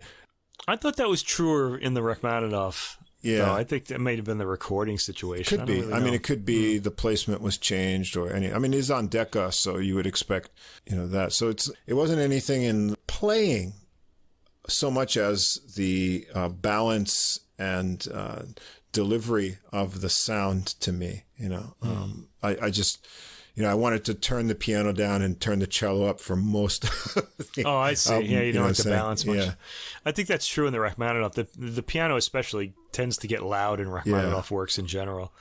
Yeah. Unless it's a piano concerto, then the orchestra's playing loud and you can't hear the piano. Yeah, so I wanted more of a burly kind of expanding cello tone, and it was just getting sucked out of the recording for me. All right. Nothing technically to fault with any of the other emotion or something, just that sort of nice to hear these two balance together. They come from a musical family. They apparently have 5 brothers and sisters on top of them, and they all play. Wow, great! They could be the new Chung family. Remember Kyunghwa and Myungwon from Korea. All right, we'll have to see. All right, our third classical album of tonight is a real find for me. I was really knocked out by this. Americascapes, played by the Basque National Orchestra, conducted by I know, and conducted by he's American, but he's Mexican American, Robert Trevino. Now he spells his name without the tilde over the N. So you would say Trevino, but on Wikipedia it's written with the tilde, so it would be Trevino. Oh, okay. So I guess you could say it both ways, kind of like Amlan Hamelin. Right. So this is the Unpronounceable Names podcast, or the two. We do get a lot of them that are hard to pronounce. Well, they're hard to pronounce, and then there's like 2 different pronunciations that you could possibly use. Yeah. They're both right. Oh, man. Okay. This is on the Ondine label, the Finnish Ondine label. Okay, Trevino. I guess I'm going to call him... Well, it says Trevino on the album. I'm going to go for Trevino, even though there's often a tilde on the end. He grew up in Fort Worth, Texas. Yeehaw. Especially in North Richland Hills. He's Mexican-American, and his name is... Okay, I said the tilde here. Okay. So he's over in the Basque country recording these albums in, I think, another country entirely. So they didn't even do this in at the border of Spain and France. Okay, so these are all American composers, and they're all fairly unfamiliar works. Yeah. Very, which to was, me. Yeah, so it was a real surprise. I may or may not have heard the Henry Cowell work before, but it was like hearing it for the first time. Anyway, I didn't recognize it because I've heard a bit of his music before. Henry. Okay, well, let's get into this. Okay, the first composer is Charles Martin Loeffler, a work called L'amour de Tinta Gilles. That doesn't sound very American. De Tinta Gilles. It's a French title, and it's a tone poem after the drama by Maurice Maeterlinck. Maeterlinck is, of course, the where the story Pelléas and Mélisande comes from, which is Debussy's great opera. He was a symbolist playwright. He was Belgian, and he was very popular during his lifetime. He inspired the Impressionists a lot. This particular... first of all, there's a Viola D'amore in this piece, played by Delphine Dupuy. We have to give her because she has a big part in this. Loeffler was born in Berlin, so he's not American, and he settled in the U.S. by 1882 at the age of 21, when he joined the almost brand new Boston Symphony Orchestra as a violinist and won his American citizenship in 1887. He, however, considered himself Alsatian. Alsace is in France, next to Germany and Switzerland. And he did live there for a time. He also lived in the Ukraine, Hungary, and Switzerland. Okay, he got around. Wow. He got around. And his music is really nice. This play is a tone piece. poem. This is beautiful. Yeah, it's a great piece. It's very long. It's beautiful. It's got some little kind of tonal surprises in it, especially with the Viola D'amore, which is kind of an odd instrument to use in this, but it has a nice effect. Okay, the tone poem is based, it's sort of narrates in music the story of this L'amour de Tinta Gilles by Maeterlinck. The play is about it's actually a marionette play. It's for puppets. And it's about a wicked queen who murders an entire family, one by one. And that's the story. I haven't read it, so I really don't know how it goes, but it sounds pretty depressing. Anyway. It's a long work. It's about 26 minutes long. It starts with a chugging rhythm with some long-line melodies above it. So there's a Wagnerian influence in this. Wagner was very much in vogue at the time this was written in 1897. Actually, Debussy had just written Prélude à l'après-midi d'enfant in 1895 or so. So it was the beginning of the end for Wagner's kind of dominance of music. Well, that's not true, because a lot of German romantics kind of kept with him until Schoenberg came along. Let's see. So there's an urgency to the beginning and some dramatic orchestral flourishes. The piece progresses in sections with different moods, now calm and serene, now dramatic and forbidding. New sections tend to burst out or unfold from the previous ones. I said it's Wagnerian or Straussian, like Richard Strauss. It sounds a lot like his tone poems. It doesn't sound like Strauss, but it's kind of in that mold. It's a pretty big orchestra. There are a lot of nice orchestral colors and lush textures, the kind of thing you'd get in Wagner. And you can just luxuriate in these sounds. And the melodies are attractive, too. This is a very appealing piece. We first hear the Viola D'amore just past the 8-minute mark, or at least that's the first time I heard it. It's a unique sound. It's something like a squeezing kind of string sound, yeah. Yeah, it's from the Baroque era, and it's like a violin. It was held under your chin, but it still has if you know what a viol sounds like, it's kind of like a viol that you put under your chin, so it's smaller. It has that kind of, so it's higher, like Russ said, a squeaky kind of sound.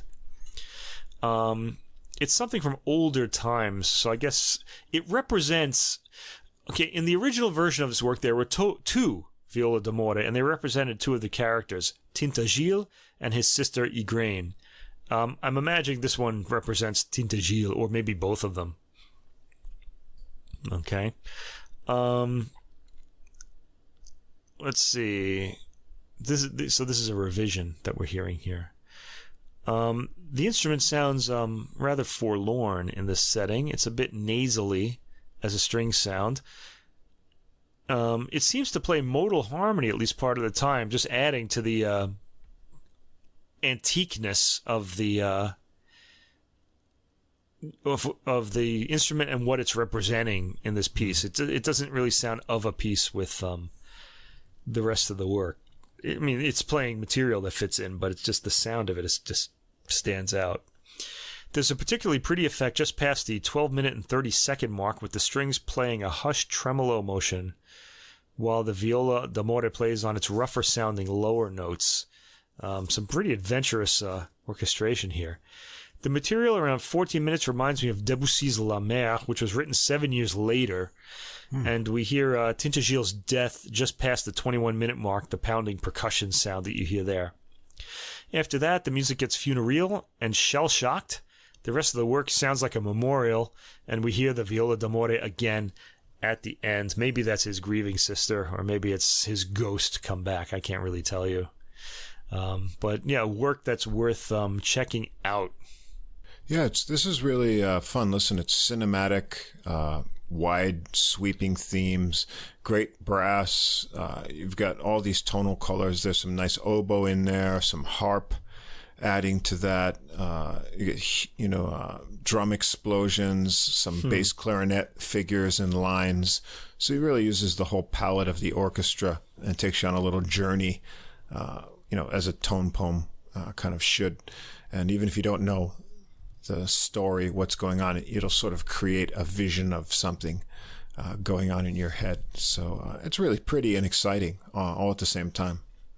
Yeah, I enjoyed this one.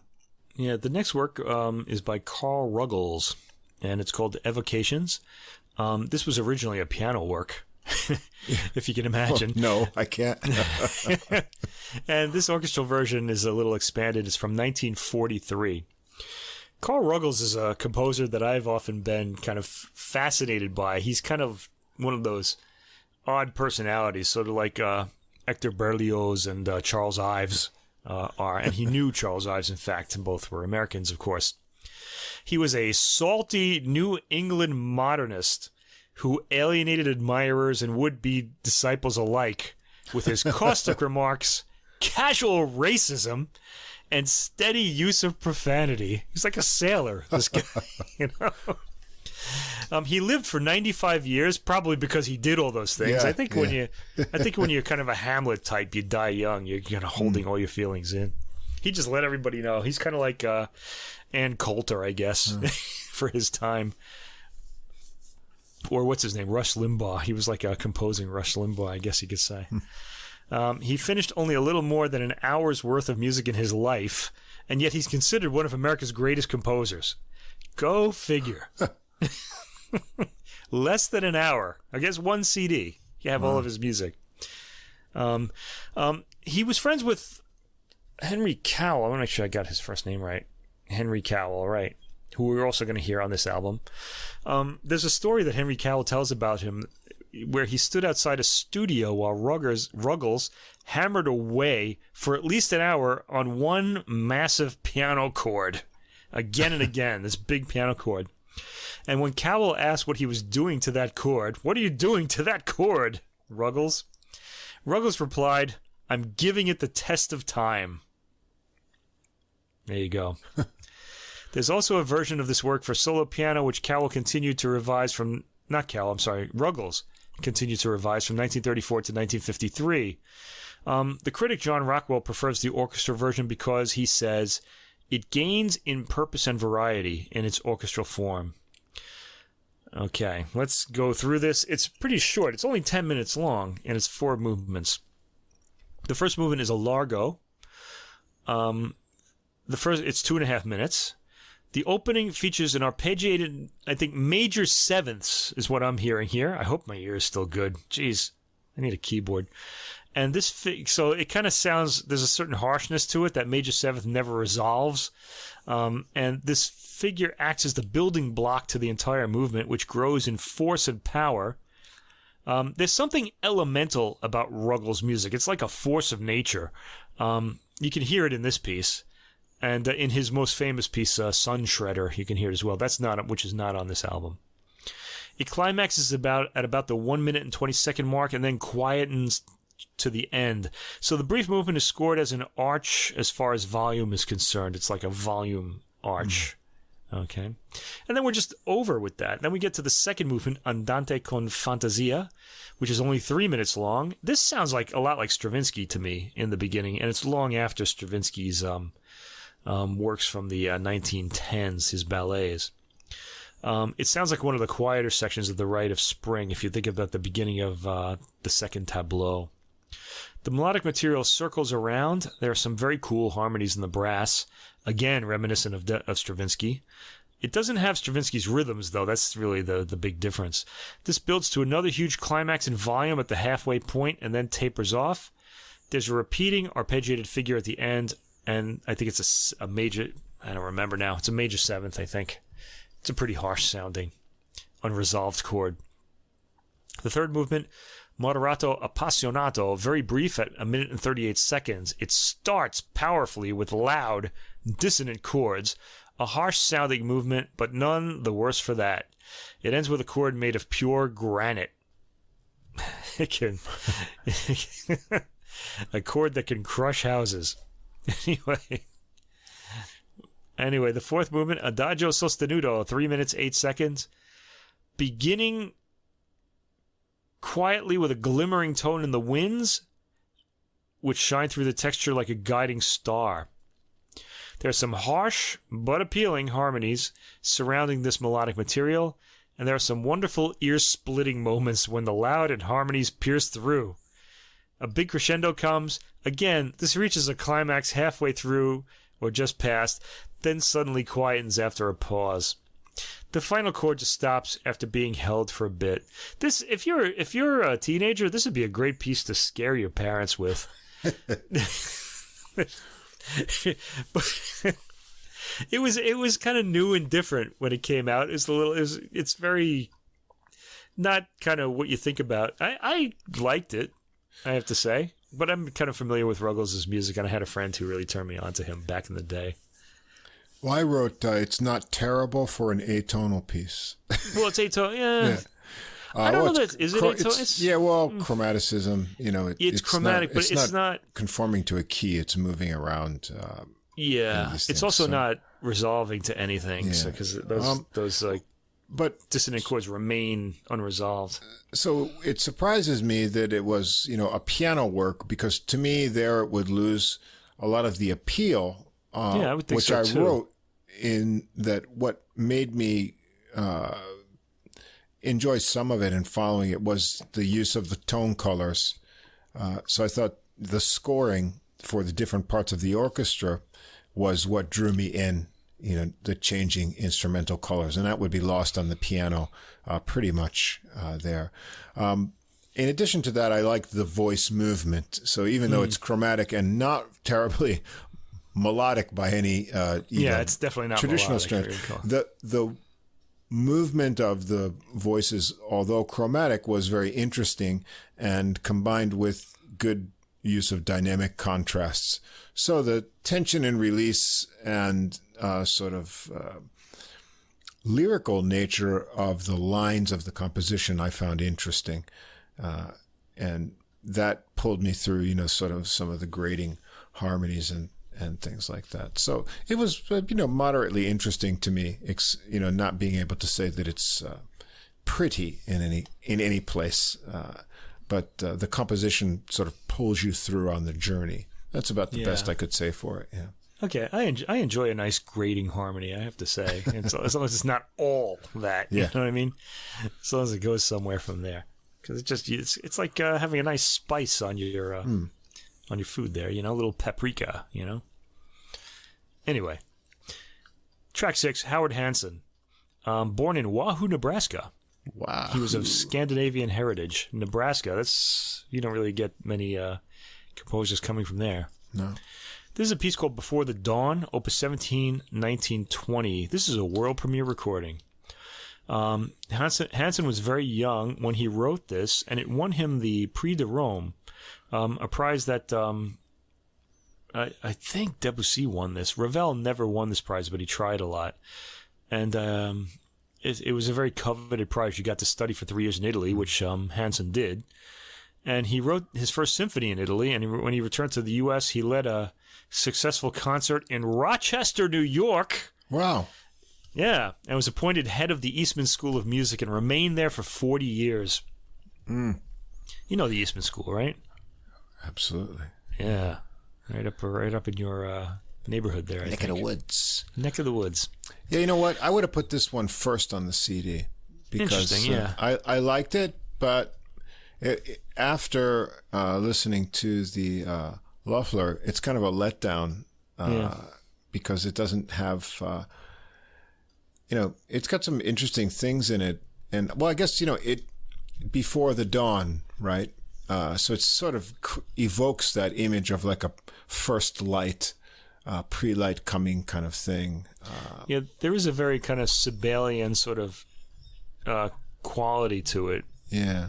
In fact, he got compared to Sibelius a lot to his detriment, and it's not really fair because he wrote a lot of really interesting sounding symphonies. They do have that kind of long, sort of breathed, sort of woodsy sort of feel to them, and they're worth hearing. This particular one, he was very young when he wrote it. It starts dramatically, and this has a set. It's interesting that the program. I think the reason they put this here instead of first is because it has a seventh chord, a major seventh in the melodic figure, so it followed from the what we were hearing in the Ruggles. So it kind of, it's almost like picking up where Ruggles, not where he left off, but with something, another direction from something he did. This is more tonal and melodic, and very lush sounding, lushly orchestrated, which is the case with most Hansen works for orchestra. It's got a bit of a Wagnerian feel to it, especially when you hear the creamy brass. Through all of this, you hear a repeating figure sequenced in different registers. There's a lot of sequencing. Sequencing is when you have this, you hear it a lot in Beethoven's Fifth Symphony. It's the same figure being played starting on different tones. It's something that students make a lot of use of, obviously, because it's a way to build up the music a lot. And as we said, Hansen is very young here.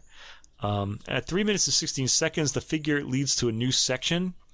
There's a lot of sequencing of melodic figures in this work, and he has a good ear for orchestration, though, and he did really. That only got better as his life and career went on. It's a highly competent work and a very impressive student work, very appealing to the ear, but not especially memorable. It's rather brief, at just under 7 minutes. Yeah. I didn't know that he was young in his career when he wrote this, so it was new to me. I really thought the woodwinds were pretty, but I thought, compared to the initial piece on the recording, there's not a lot of melodic development. As you said, you hear things moving around, but it doesn't really get built upon that much. And then I guess it matches the theme of Before the Dawn, but you have this dramatic beginning and all this low brass, and then the piece sort of ends suddenly without much going on. I guess maybe that's the daylight that has emerged. So it's a bit anticlimactic too in the finishing. But that may have been the intent just for this piece. So, yeah. That's okay, we end. Yeah, we end with Henry Cowell's Variations for Orchestra from 1956. Now, you better pack your lunch for this one, yeah. Yeah. A lot going on there. But yeah, a lot going on. Now, we had talked about how in Cpe Bach's Variations, he had a lot of ideas.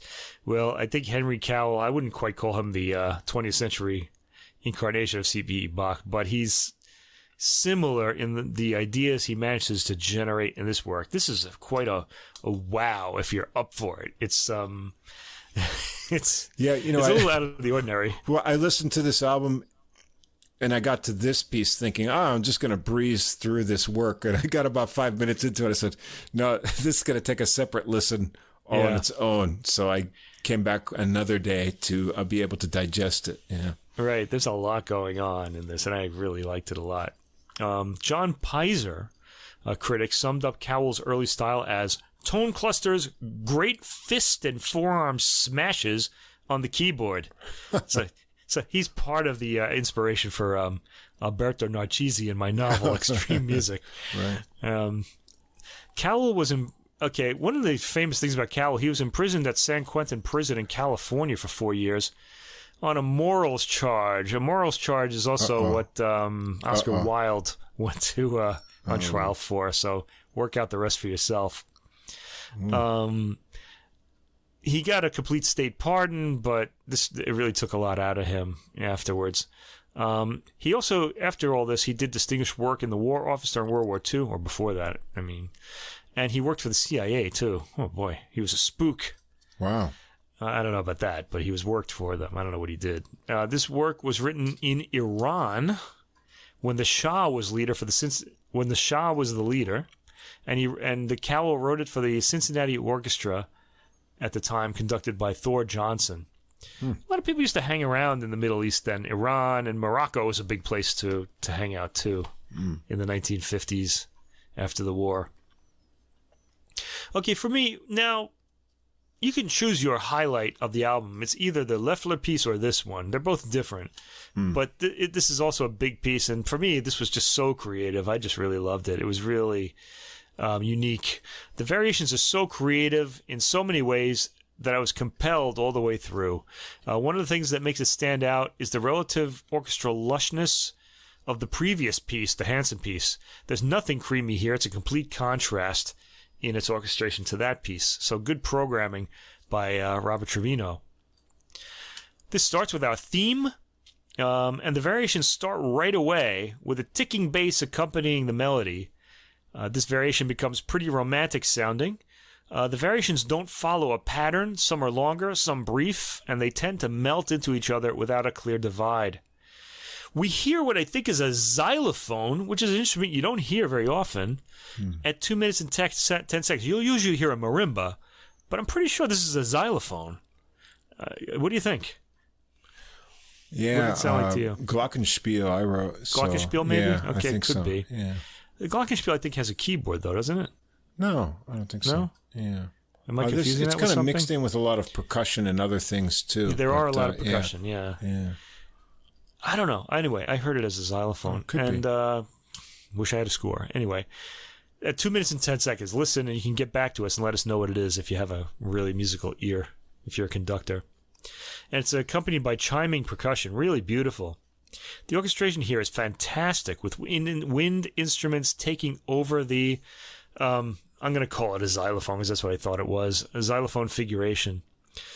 The strings eventually pick up that theme, and this scurrying variation is ended by low strings playing a contrasting melody. I love the way the bassoon matches the low strings sound when it takes over. There are eerie high strings accompanying the bassoon at this part. The orchestration in this section is really cool, and there are a lot of creative reinventions of the melody in different orchestral colors. This really is an inventive work. The next section starts at the 7 minute and 50 second mark with a dissonant piano and tuned percussion making odd sounds. Also very cool. After this, a straight percussive section starts on a drum hit with the hands. I'm thinking it's bongos. It's maybe something bigger than that. There's some different drums in here. Yeah. And then it works into that huge like timpani pounding out through at the end of the section. Right. The xylophone, or whatever that instrument was, goes crazy as the piano bangs away at dissonant chords. The timpani play a hard-hitting rhythm, changing their pitch. One of the cool things about the timpani in this piece is they're tuned like kettle drums, right? Yeah. And they'll often, the player is often hitting them really hard and then like detuning them as the sound resonates, it's got this boom kind of sound. It's really cool. I really liked it a lot. I like those notes that, on the piano that start here. It's like this endless chain of notes that just, there's no break in them. They just rattle off. It's almost like automated or something. It's a really kind of cool effect that it produces. It's almost non-musical in a musical kind of selection, to be something that's like almost like robotic in its rhythmic nature. It's cool. The timpani play a hard-hitting rhythm, changing their pitch. This is followed by a complete change of texture, an ethereal string figure. Yeah, with an English horn playing the familiar melody. Yeah, I called it a pastoral bed of low string lushness. It's very nice. There are some gorgeous chiming percussion sounds in this section. And the next section at 13 minutes and 30 seconds starts with a tuba played in its lowest register, making a big sonic impression on you, the listener, in your easy chair or on your sofa. Afterwards, the repeated note figures carry the melody. Then massed brass supports strings playing the melody. A fugato section follows from this brief introduction. Remember, fugato is like the beginning of a fugue with voices imitating each other. This all leads to a loud, chaotic, and quite frankly exciting ending. I liked it a lot. Excellent harsh chord, 1905. That loses a few notes and acts as the ending chord. This work was a treasure in an album of treasures. This is well worth hearing. It's all music you're probably unfamiliar with. I suggest you get familiar with it. I thought it was great. Yes, great. That last ending there is really interesting. It's got these low brass bellows, percussion crashing. It's like this inevitable train wreck coming up. And what I love that it's like this, like you say, it's kind of I don't know if you can call it a cadence, I guess in some way it is. It's like that huge dissonant note. It's just, a wall of sound. Then it sort of morphs into a resolution at the ending. It's really interesting. There's so much going on in this piece. It's a very entertaining, one movement journey through all kinds of stuff, and everything's there. There's all kinds of pretty sections and interesting rhythm. Really uses the percussion section. Percussionists must get really energized to play this because there's so many cool things to do.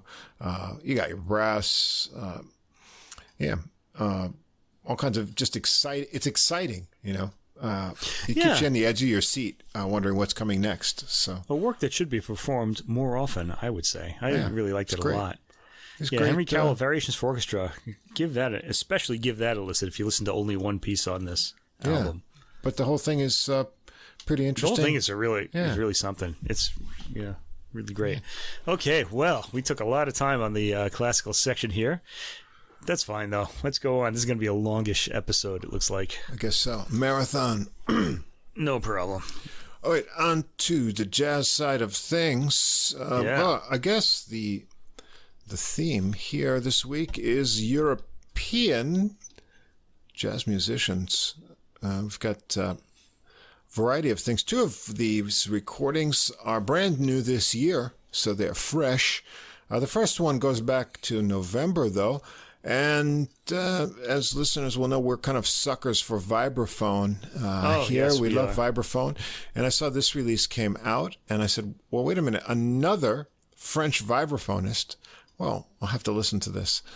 I guess it's like harpists in classical music. They just all play that instrument. Yeah. There seems to be kind of a revival of vibraphone in Europe, younger players. We've heard a lot of vibes actually added to, instrumentations on, like a quartet or quintet with a vibraphone as another instrument. And that adds a lot to the sort of tonal palette that you can get. But when you have a album with, where the vibraphonist is the main,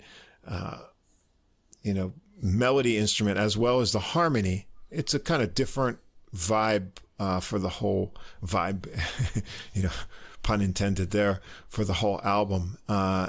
And I think maybe the French gravitate toward this because of the tone color. I don't know. Anyway. Well, more power to them. I really love this instrument. So this one is called Explorers. It's on the Jazz and People, the French label, which we've done a few releases from. And the vibraphonist is Alexis Valet. And the other two players on here do not sound very French. We got Luca Fattorini on the double bass. And, well, this maybe is a little French mixed in. Antoine Pagonati on drums. Maybe some Italian and French mixture in there.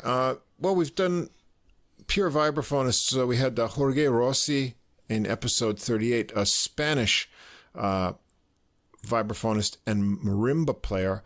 And he was rather on the kind of sleepy side, I guess we decided. And then we heard the bizarro world opposite, the caffeine-infused Simon Moulier in episode 29. I really like that album. Yeah, his was really exciting. Yeah. And Valet maybe comes out kind of in between those worlds. Interesting. So. And we've got a couple other musicians here. We've got Ben Van Gelder on alto saxophone on some of the cuts, and a piano player, Bojan Z, that just the letter Z or Z, that's what he goes by, on piano. And now that Van Gelder name is pretty famous. Is he related to the famous I don't think producer? So. No, he's European, not related to Rudy, I think. Okay. And a little bit of just flute texture added in. Christelle Raquelet on one track with flutes. Always a good thing to have a flute. Yeah, a little bit of variety. And it features a lot of Valet's original compositions here. Starting out, first track, Casual Polyglot. Interesting title. It's a tune that has a nice cycling harmony that gets you into a kind of hypnotic feel. Vibes, bass, and drums on this one, the chord trio that a lot of the tunes figure. Valet has a melodic and smooth style you can pick up from the way he plays. He does play harmonies sometimes to back his own lines because he's the only instrument capable of doing that here. But his solo sounds on this track, and my later impression was changed, but he sounds rather inspired by saxophone in his smoothness of lines. Often jazz players will copy their style from a different instrument to give them sort of a different perspective on the melodic direction. And I felt in this performance of this piece, he has sort of a saxophone type melodic way of creating his lines here. Paganati keeps a busy beat, chugging in the background, makes for an interesting opening. Track 2, another original by Valet, Plaza de la Alfalfa. It's got vibes, bass, and drums again. Starts with an unusual ostinato bass riff by Fattorini. Maybe you can divide it into 8. I'm not sure. Try counting it out. Valet introduces the repeating descending chords of the theme. The second section of the theme has long suspended notes in contrast. Valet's solo on this one is rhythmic and features more intervals rather than the sort of smooth saxophone type lines. He leaves nice spaces to let you digest what you've just heard. I always like that.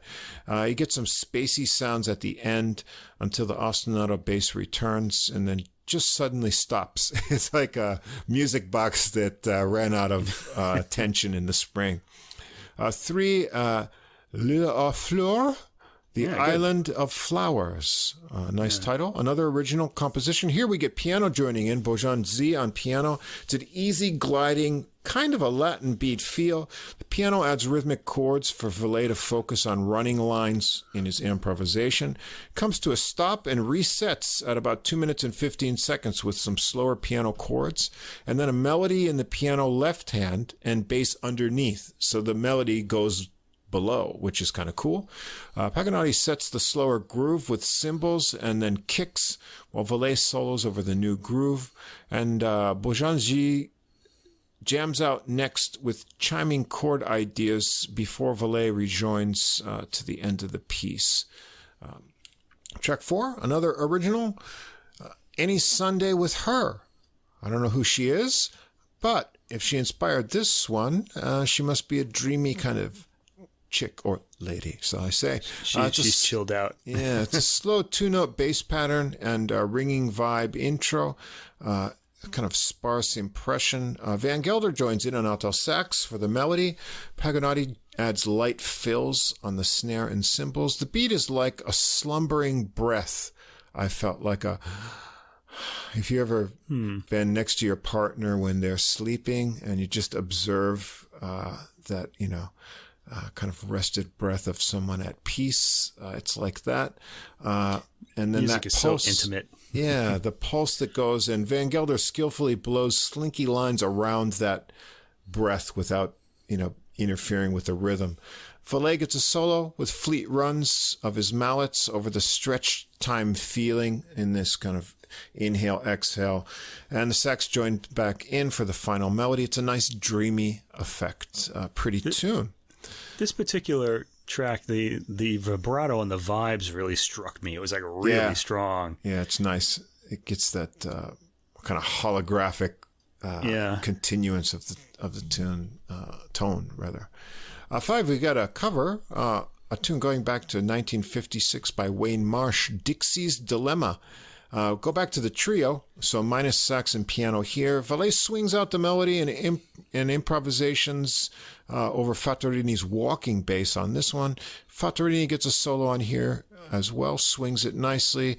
They trade off with the drums, and Paganini gets some spot for some drum soloing. So a little more traditional kind of jazz piece. Then we've got another Valet original, Voyager 1 for track 6. It's a trio tune as well.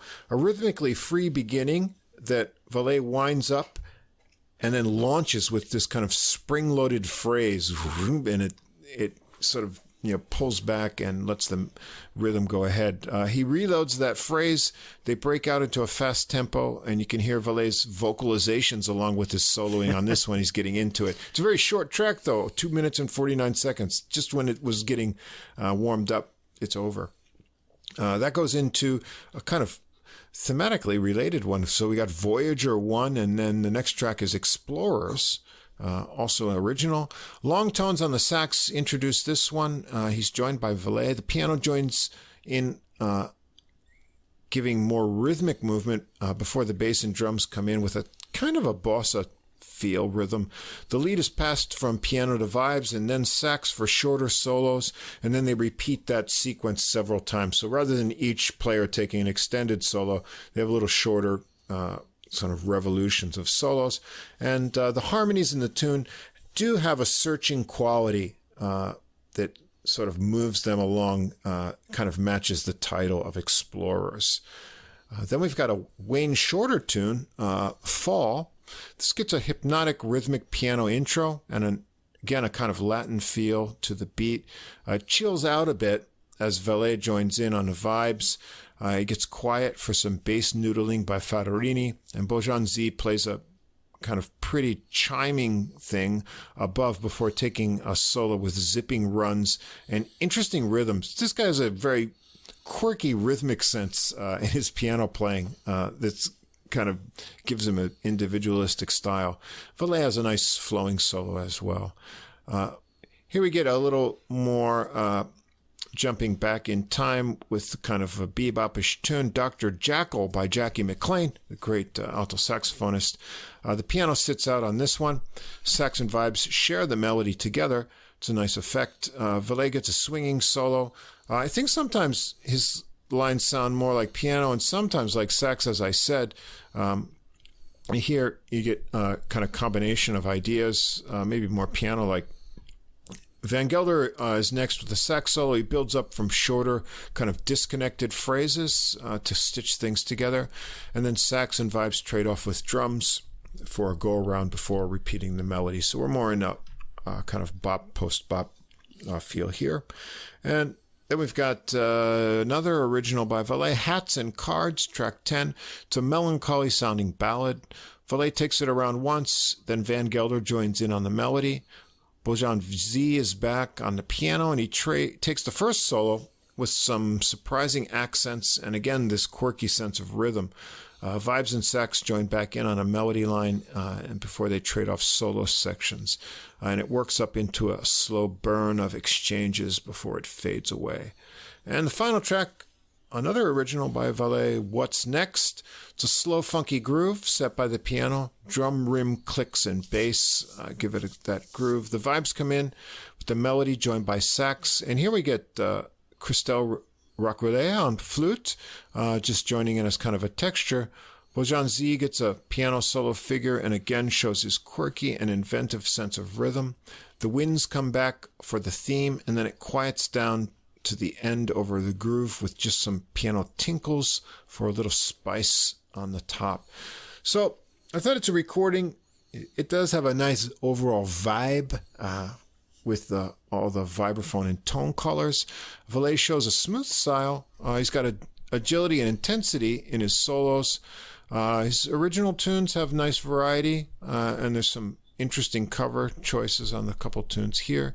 And why not? You can always use some vibraphone to chill out in your jazz listening, and the French seem to be taking an interest in a younger generation. I don't know much about him otherwise. I looked up but couldn't find a lot online about his background or anything, but it's an enjoyable recording. If you like vibraphone sound, check it out. Yeah, and good for him, and good for the French for taking up the vibraphone. It's just such a welcome sound. It's something from my childhood. I remember hearing Lionel Hampton records, and Cal Jader was another one. He was like a California Cal Jader vibraphonist. I remember at the time. Who else was there? There was some Terry Gibbs. We did Jerry him, Gibbs tribute to his father. Lionel Hampton. And you got, of course, modern guys, Gary Burton and lots of players. Yeah, but it sort of disappeared for a while. Kind of like the Hammond organ, right? We talked about that before. This group doesn't sound terribly, they don't sound French. You know what I mean? Not particularly. There's a certain sound. There's kind of like a kind of like hazy softness to it, but I don't get any of that here. No, it's maybe the international ensemble kind of brings a different. It was good. I liked this. Just an enjoyable album. It's just nice, I liked it a lot, that vibraphone sound. It's an interesting instrument. Like I said, in the hands of a skillful player, it can be melodic and sort of linear, following lines like a sax player. But with the multiple mallets, you can get huge intervals, even more so than you would with a piano, because you're limited with your fingers. So and you've got two mallets in each hand. However they do that, and then measure out those intervals. It must take a special skill to do that, but you can get some interesting effects that you couldn't get on a piano because you've got these wide spaced intervals and super percussive kind of hits and things like that. So you can do cool things with it. Always makes me interested in the possibilities. Yeah, we love the vibes as much as we love Cpe Bach's music. Yeah. Anyway. Onwards. One of our favorite instruments. Next is a nice find I got. This is a new album this month, and we've not... 2022. Okay. 2022, January. We have not yet on this podcast had jazz from this country. We've done a lot of European jazz, particularly France, Italy, Scandinavian countries, but here we've got a player from Hungary. Okay. And this is on the Stunt record label, On the Move, by tenor saxophonist Gábor Bolla. So here he is on tenor and soprano sax as well. We've got Robert Lakatos on piano, Daniel Frank on bass, and Billy Drummond on drums. So Bolla taught himself to play the clarinet from the age of 10, and by the age of 12, he won the Hungarian music school competition for the whole country. So he's bored with a lot of talent. He got to know jazz through the music. Can I just mention that Hungary is really well known for having like great musicians, and that they're really, with the Liszt Academy and stuff like that, they're top ranked. So to win an award like that there is really quite an accomplishment. Yeah. So he must have had a lot of talent. He got to know jazz through his parents' music, and then he switched to sax at the age of 15. Robert Molosik from the Hungarian State Radio discovered and promoted him. And a few months later, he was playing with Hungarian jazz greats at a jazz festival in Spain. And then in 2004, he worked as a guest soloist with the Vienna Art Orchestra. And later, as his jazz career started to develop, he worked with players such as David Murray, Benny Golson, Johnny Griffin, and Roy Hargrove. So had a great rising up in the jazz world. And if you listen to this album, you'll see why. He's got a very mature jazz concept, great technique, and lots of taste. So we start out with an original of his, Monkey Donkey. Good name. Nice name. It's a slow, halting... monkey spelled without the E, by the way. Without the E, yeah. Monkey. So maybe monk as in monk-like donkey. I don't know. Monk-like donkey, yeah. It's a slow, halting start to the melody, maybe monkish. Turns bluesy and settles into a medium swing. Bolla shows his strong sense of swing and bop phrases in his solo here. Well-connected ideas and a relaxed approach that matches the atmosphere of the tune. He's got a thick tenor sound, but he's got a softish attack, softish. So the beginning of the notes are, not so harsh. Interesting blend with the overall thick tone that he has. Lakatos gets a piano solo. He gets bluesy figures, a clear right-hand articulation on running lines. And finally, Franck has a relaxed bass solo before they repeat the melody. Another original, too, Love is Love. It's a fast swinging tune. The melody sounds somewhat familiar, like you've heard it before, although you probably haven't. Bolla blows through the melody easily at first and then gets more intense in tone as he works into his improvisations. Drummond varies the feel of the beat, changing up his cymbal approach and fills for different drive once things get moving. Lakatos adds a lot of rhythmic variety between the running lines in his piano solo, and then Drummond gets some solo space as well. He keeps the cymbal going and works sparsely around the kit, building up anticipation as he gets heavier. And Bolla comes back with the melody and some final improvisations. 3, we're going to switch to a cover of a Billy Strayhorn tune that's been played a lot, Chelsea Bridge. It's a very slow ballad for Bolla to show off some breathy tone. Lakatos builds rolling figures under Bolla's melodies that show off a relaxed maturity.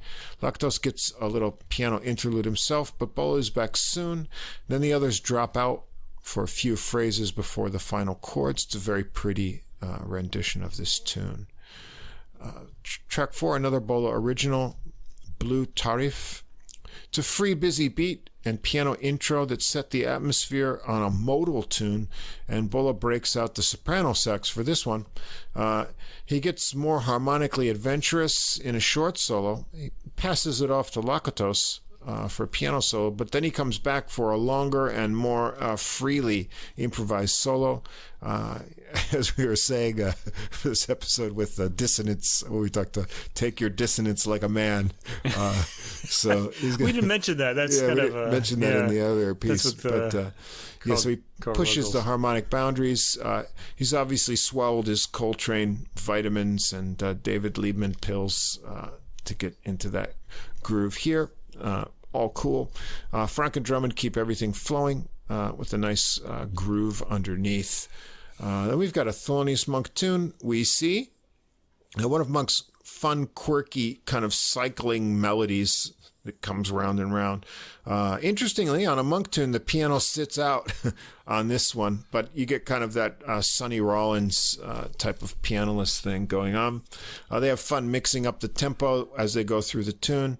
Franck keeps a nice chug on bass to push things along, and Bolla swings hard, and he flies through with lots of 16th note figures. And Franck has a more aggressive solo on this one as well. Another cover for track 6, Lament by J.J. Johnson, trombonist. It's a soft, even beat, bossa-like feel on this tune. Bolla keeps the lines charged with passionate weaving ideas. Lactos is a pretty solo on this one as well.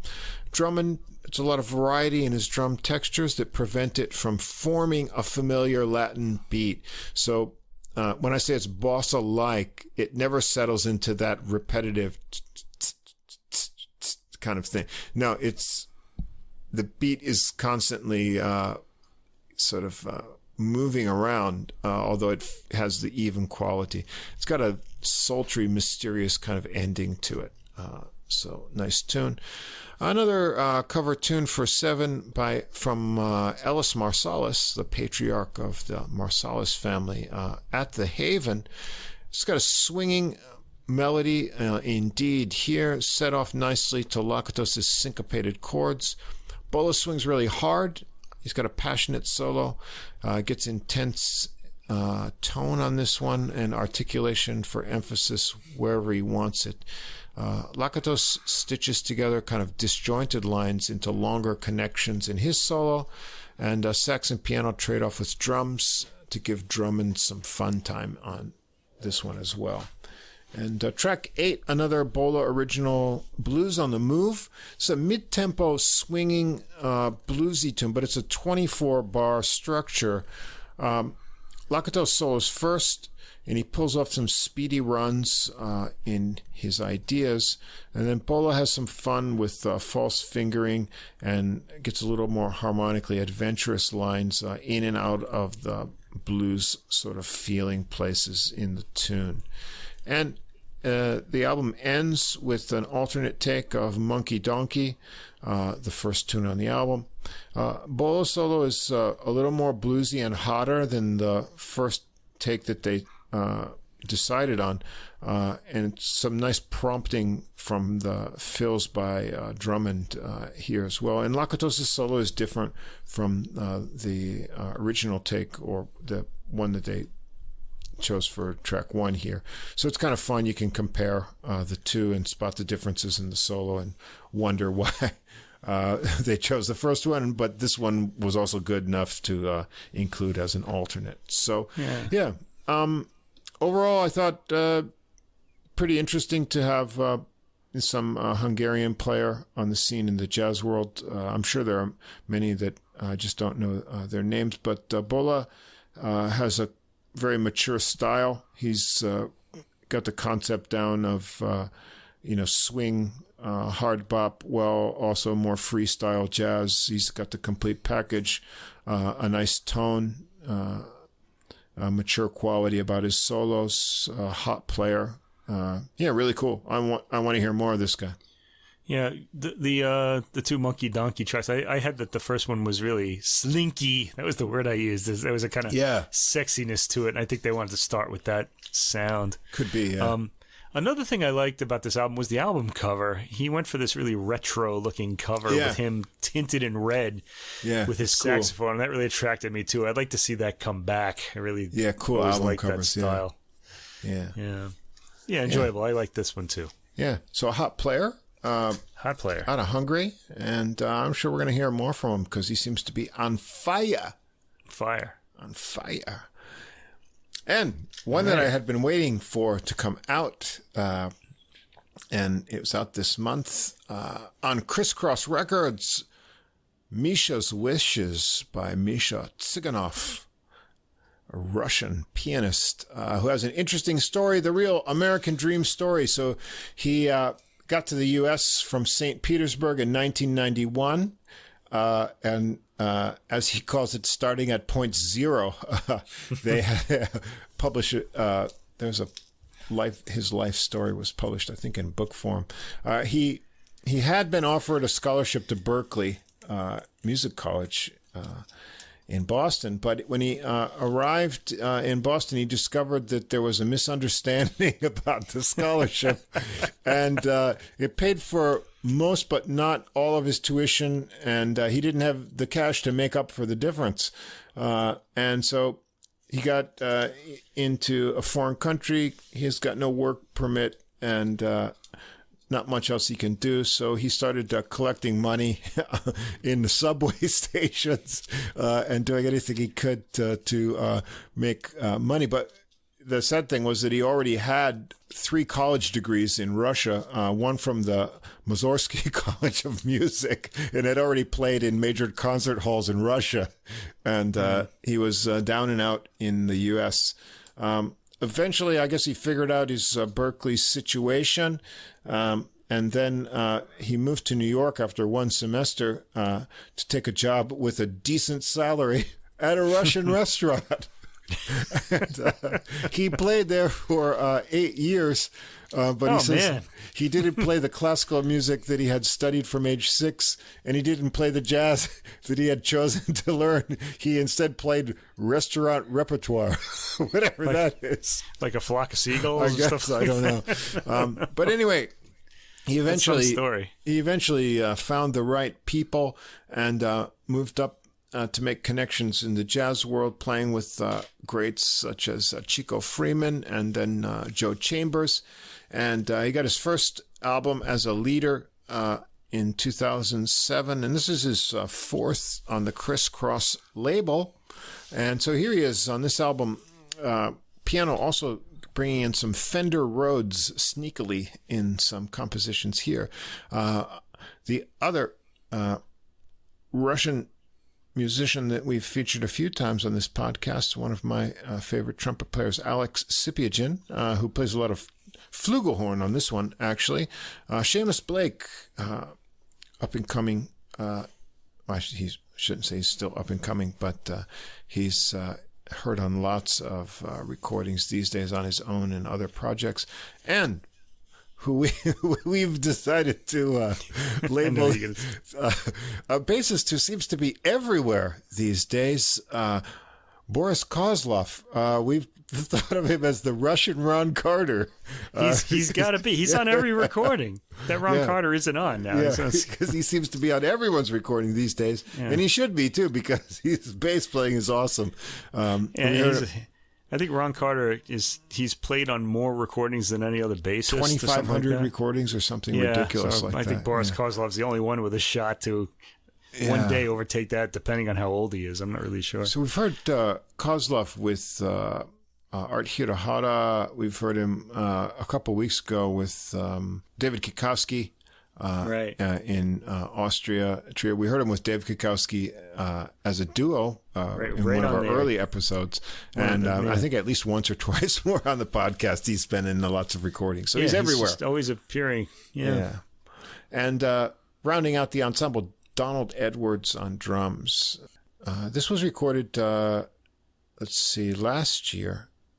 So it's not a pre-corona recording or anything like that. September 9th, 2021, the Samurai Hotel Recording Studio in New York. It's released this year or end of last year? Oh, okay. No, released in January. Yeah, just came out last week, I think, 14th or something like that. Yeah. All right, we're into 2022 now. Yeah, so the first tune, an original, Fire Horse. This one's got rubato piano intro. The horns and rhythm come in on the medium swing melody. It's a happy sounding tune with some harmonic twists. The final section changes up into a Latin beat, the final section of the melody rather. Sipiagin is up first for a solo, shows off a lot of Freddie Hubbard influenced ideas, I thought here. A clear upper register, lots of agility in his runs. Blake's sax solo ends in a cool series of crying phrases. And then Tsiganov shows off his touch and agility. Clean figures in the upper register of the piano in a short solo. After a melody repeat, they vamp out on the Latin section, and Edwards gets some time for some fast stick work on the drums. Then we go to a very old standard tune, George Gershwin's Strike Up the Band. However, now you're going to see unidentifiable. Yeah, Strike Up the Band. One of Tsiganov's signatures is using multiple meters in a tune, and I really tried to figure out what's going on, and it will really bend your brain to follow some of these tunes. So it starts out on this one. So he reworks the meters to start this tune. The melody sections end up in 6/8 after a less clear counting kind of meter before that. I try to figure out what was going on. And then Cpe bursts out with a swinging solo, and that's in 4/4. Tsiganov is up next with a really rollicking solo in this one. Listen to the interesting things his left hand is doing, sort of independent of his right hand. Really cool accompaniment for himself. They return to the intro meter and melody, which Blake starts his solo over. He blows up into the upper register over the breezy 6/8 meter that comes out. After repeating the melody, Tsiganov switches to Rhodes piano suddenly, and they work up a new funky and tricky groove.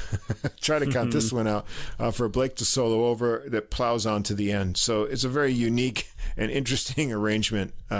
Strike up the band here. Track 3, another original, the title track, Misha's Wishes, another rubato piano intro. A medium even beat tune with a melancholy mood that goes through nice twists with Blake's sax snaking around Cpe trumpet lines.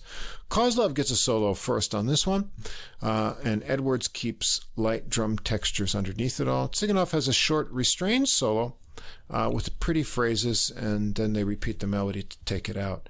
The next tune, this one is a really cool highlight of the album. I guess this is a Russian folk song or traditional, but they've altered the title, and obviously you have to say this in a Russian accent. I think it was, there was a birch tree in the field, so what? I don't know what the point is, but it starts out with a quick drum lead in, very cool modal piano chords start out. The horns join in, and the rhythm switches from straight to swing in the various different sections.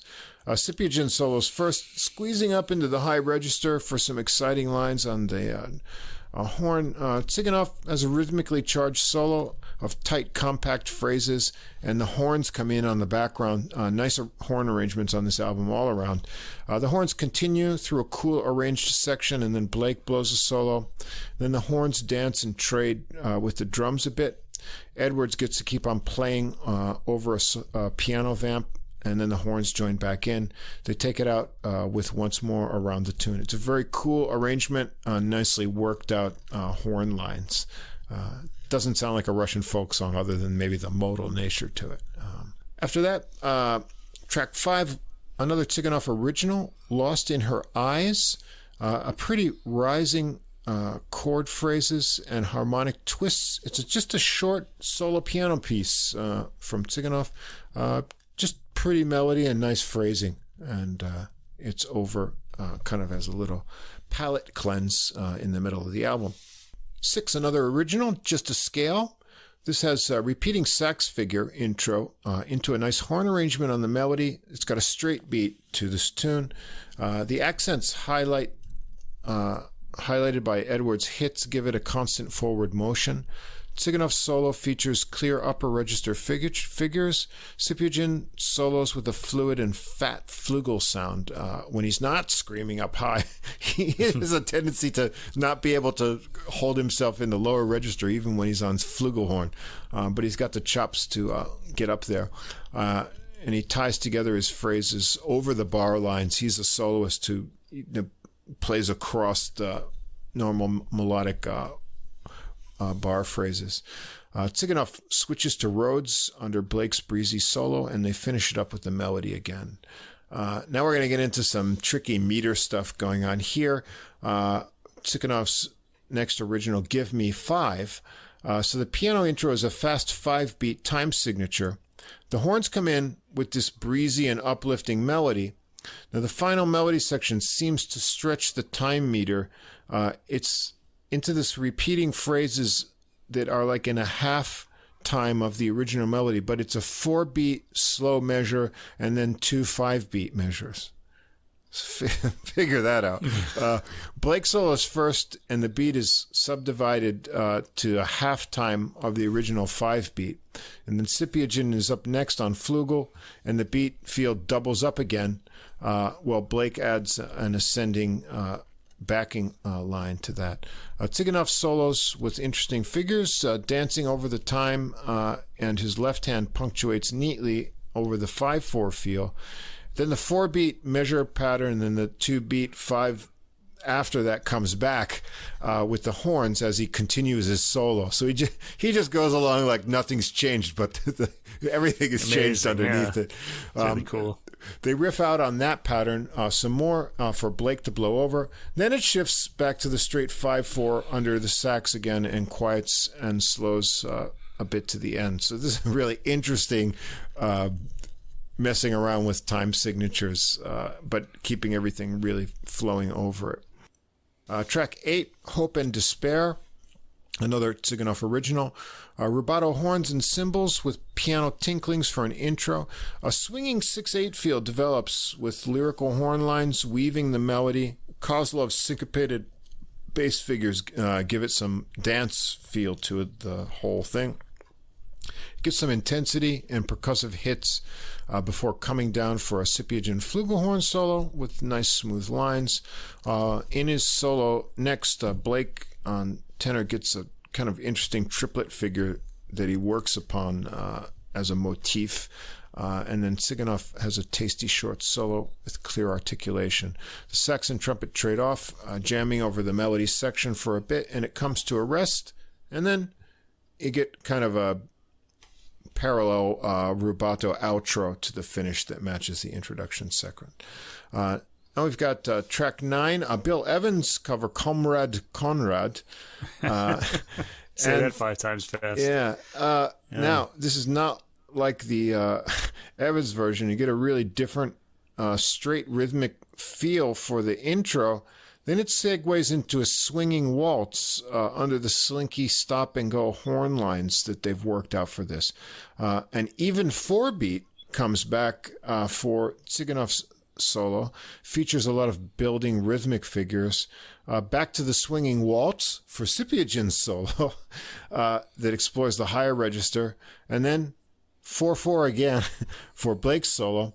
And they repeat the melody so we can hear the cool horn lines again at the end of the tune. Track 10 and the final track here, another Tsiganov original, Are You With Me?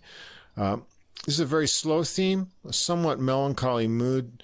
The horns are lyrical on the pretty melody that has a few rhythmic and harmonic surprises in it.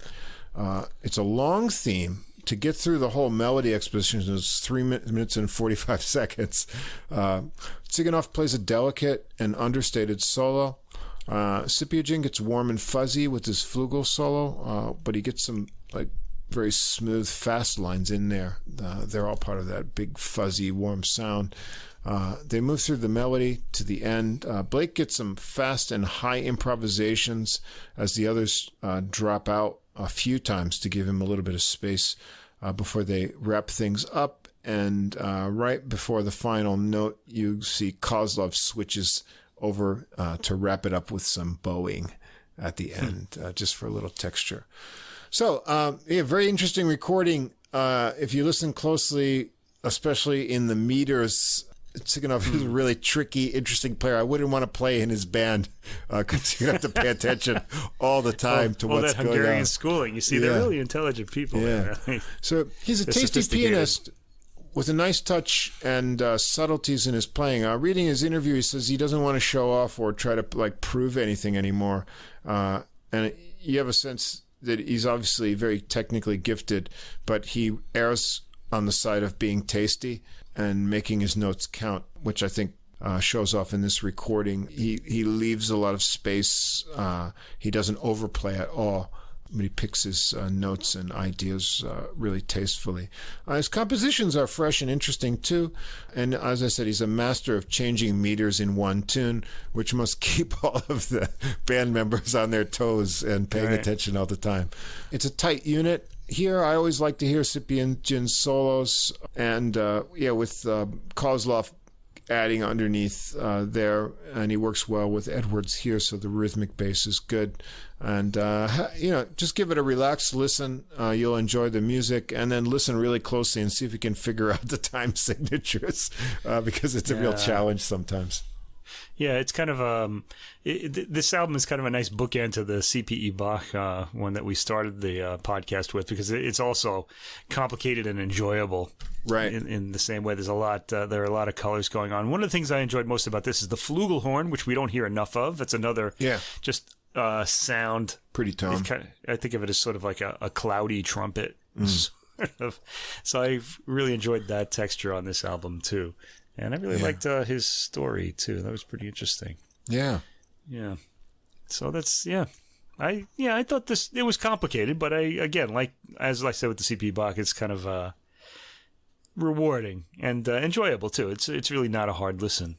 Yeah, I think one of the things we've seen with some of especially the younger generation of new musicians coming up is playing with unexpected meters, strange time signatures, or having multiple flowing time signatures is sort of a frontier that jazz musicians are exploring as another element to add variety to music. Jazz went through various developments, just like classical music did in its periods, and then jazz went in sort of a hyperscale rather than by century, by decade.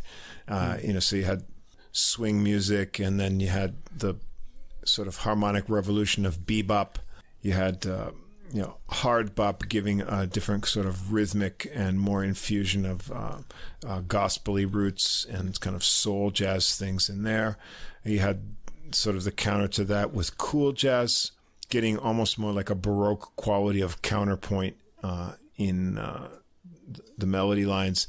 And then you had modal harmony, modal jazz taking a linear approach, and sort of influence of Indian music, and then free jazz.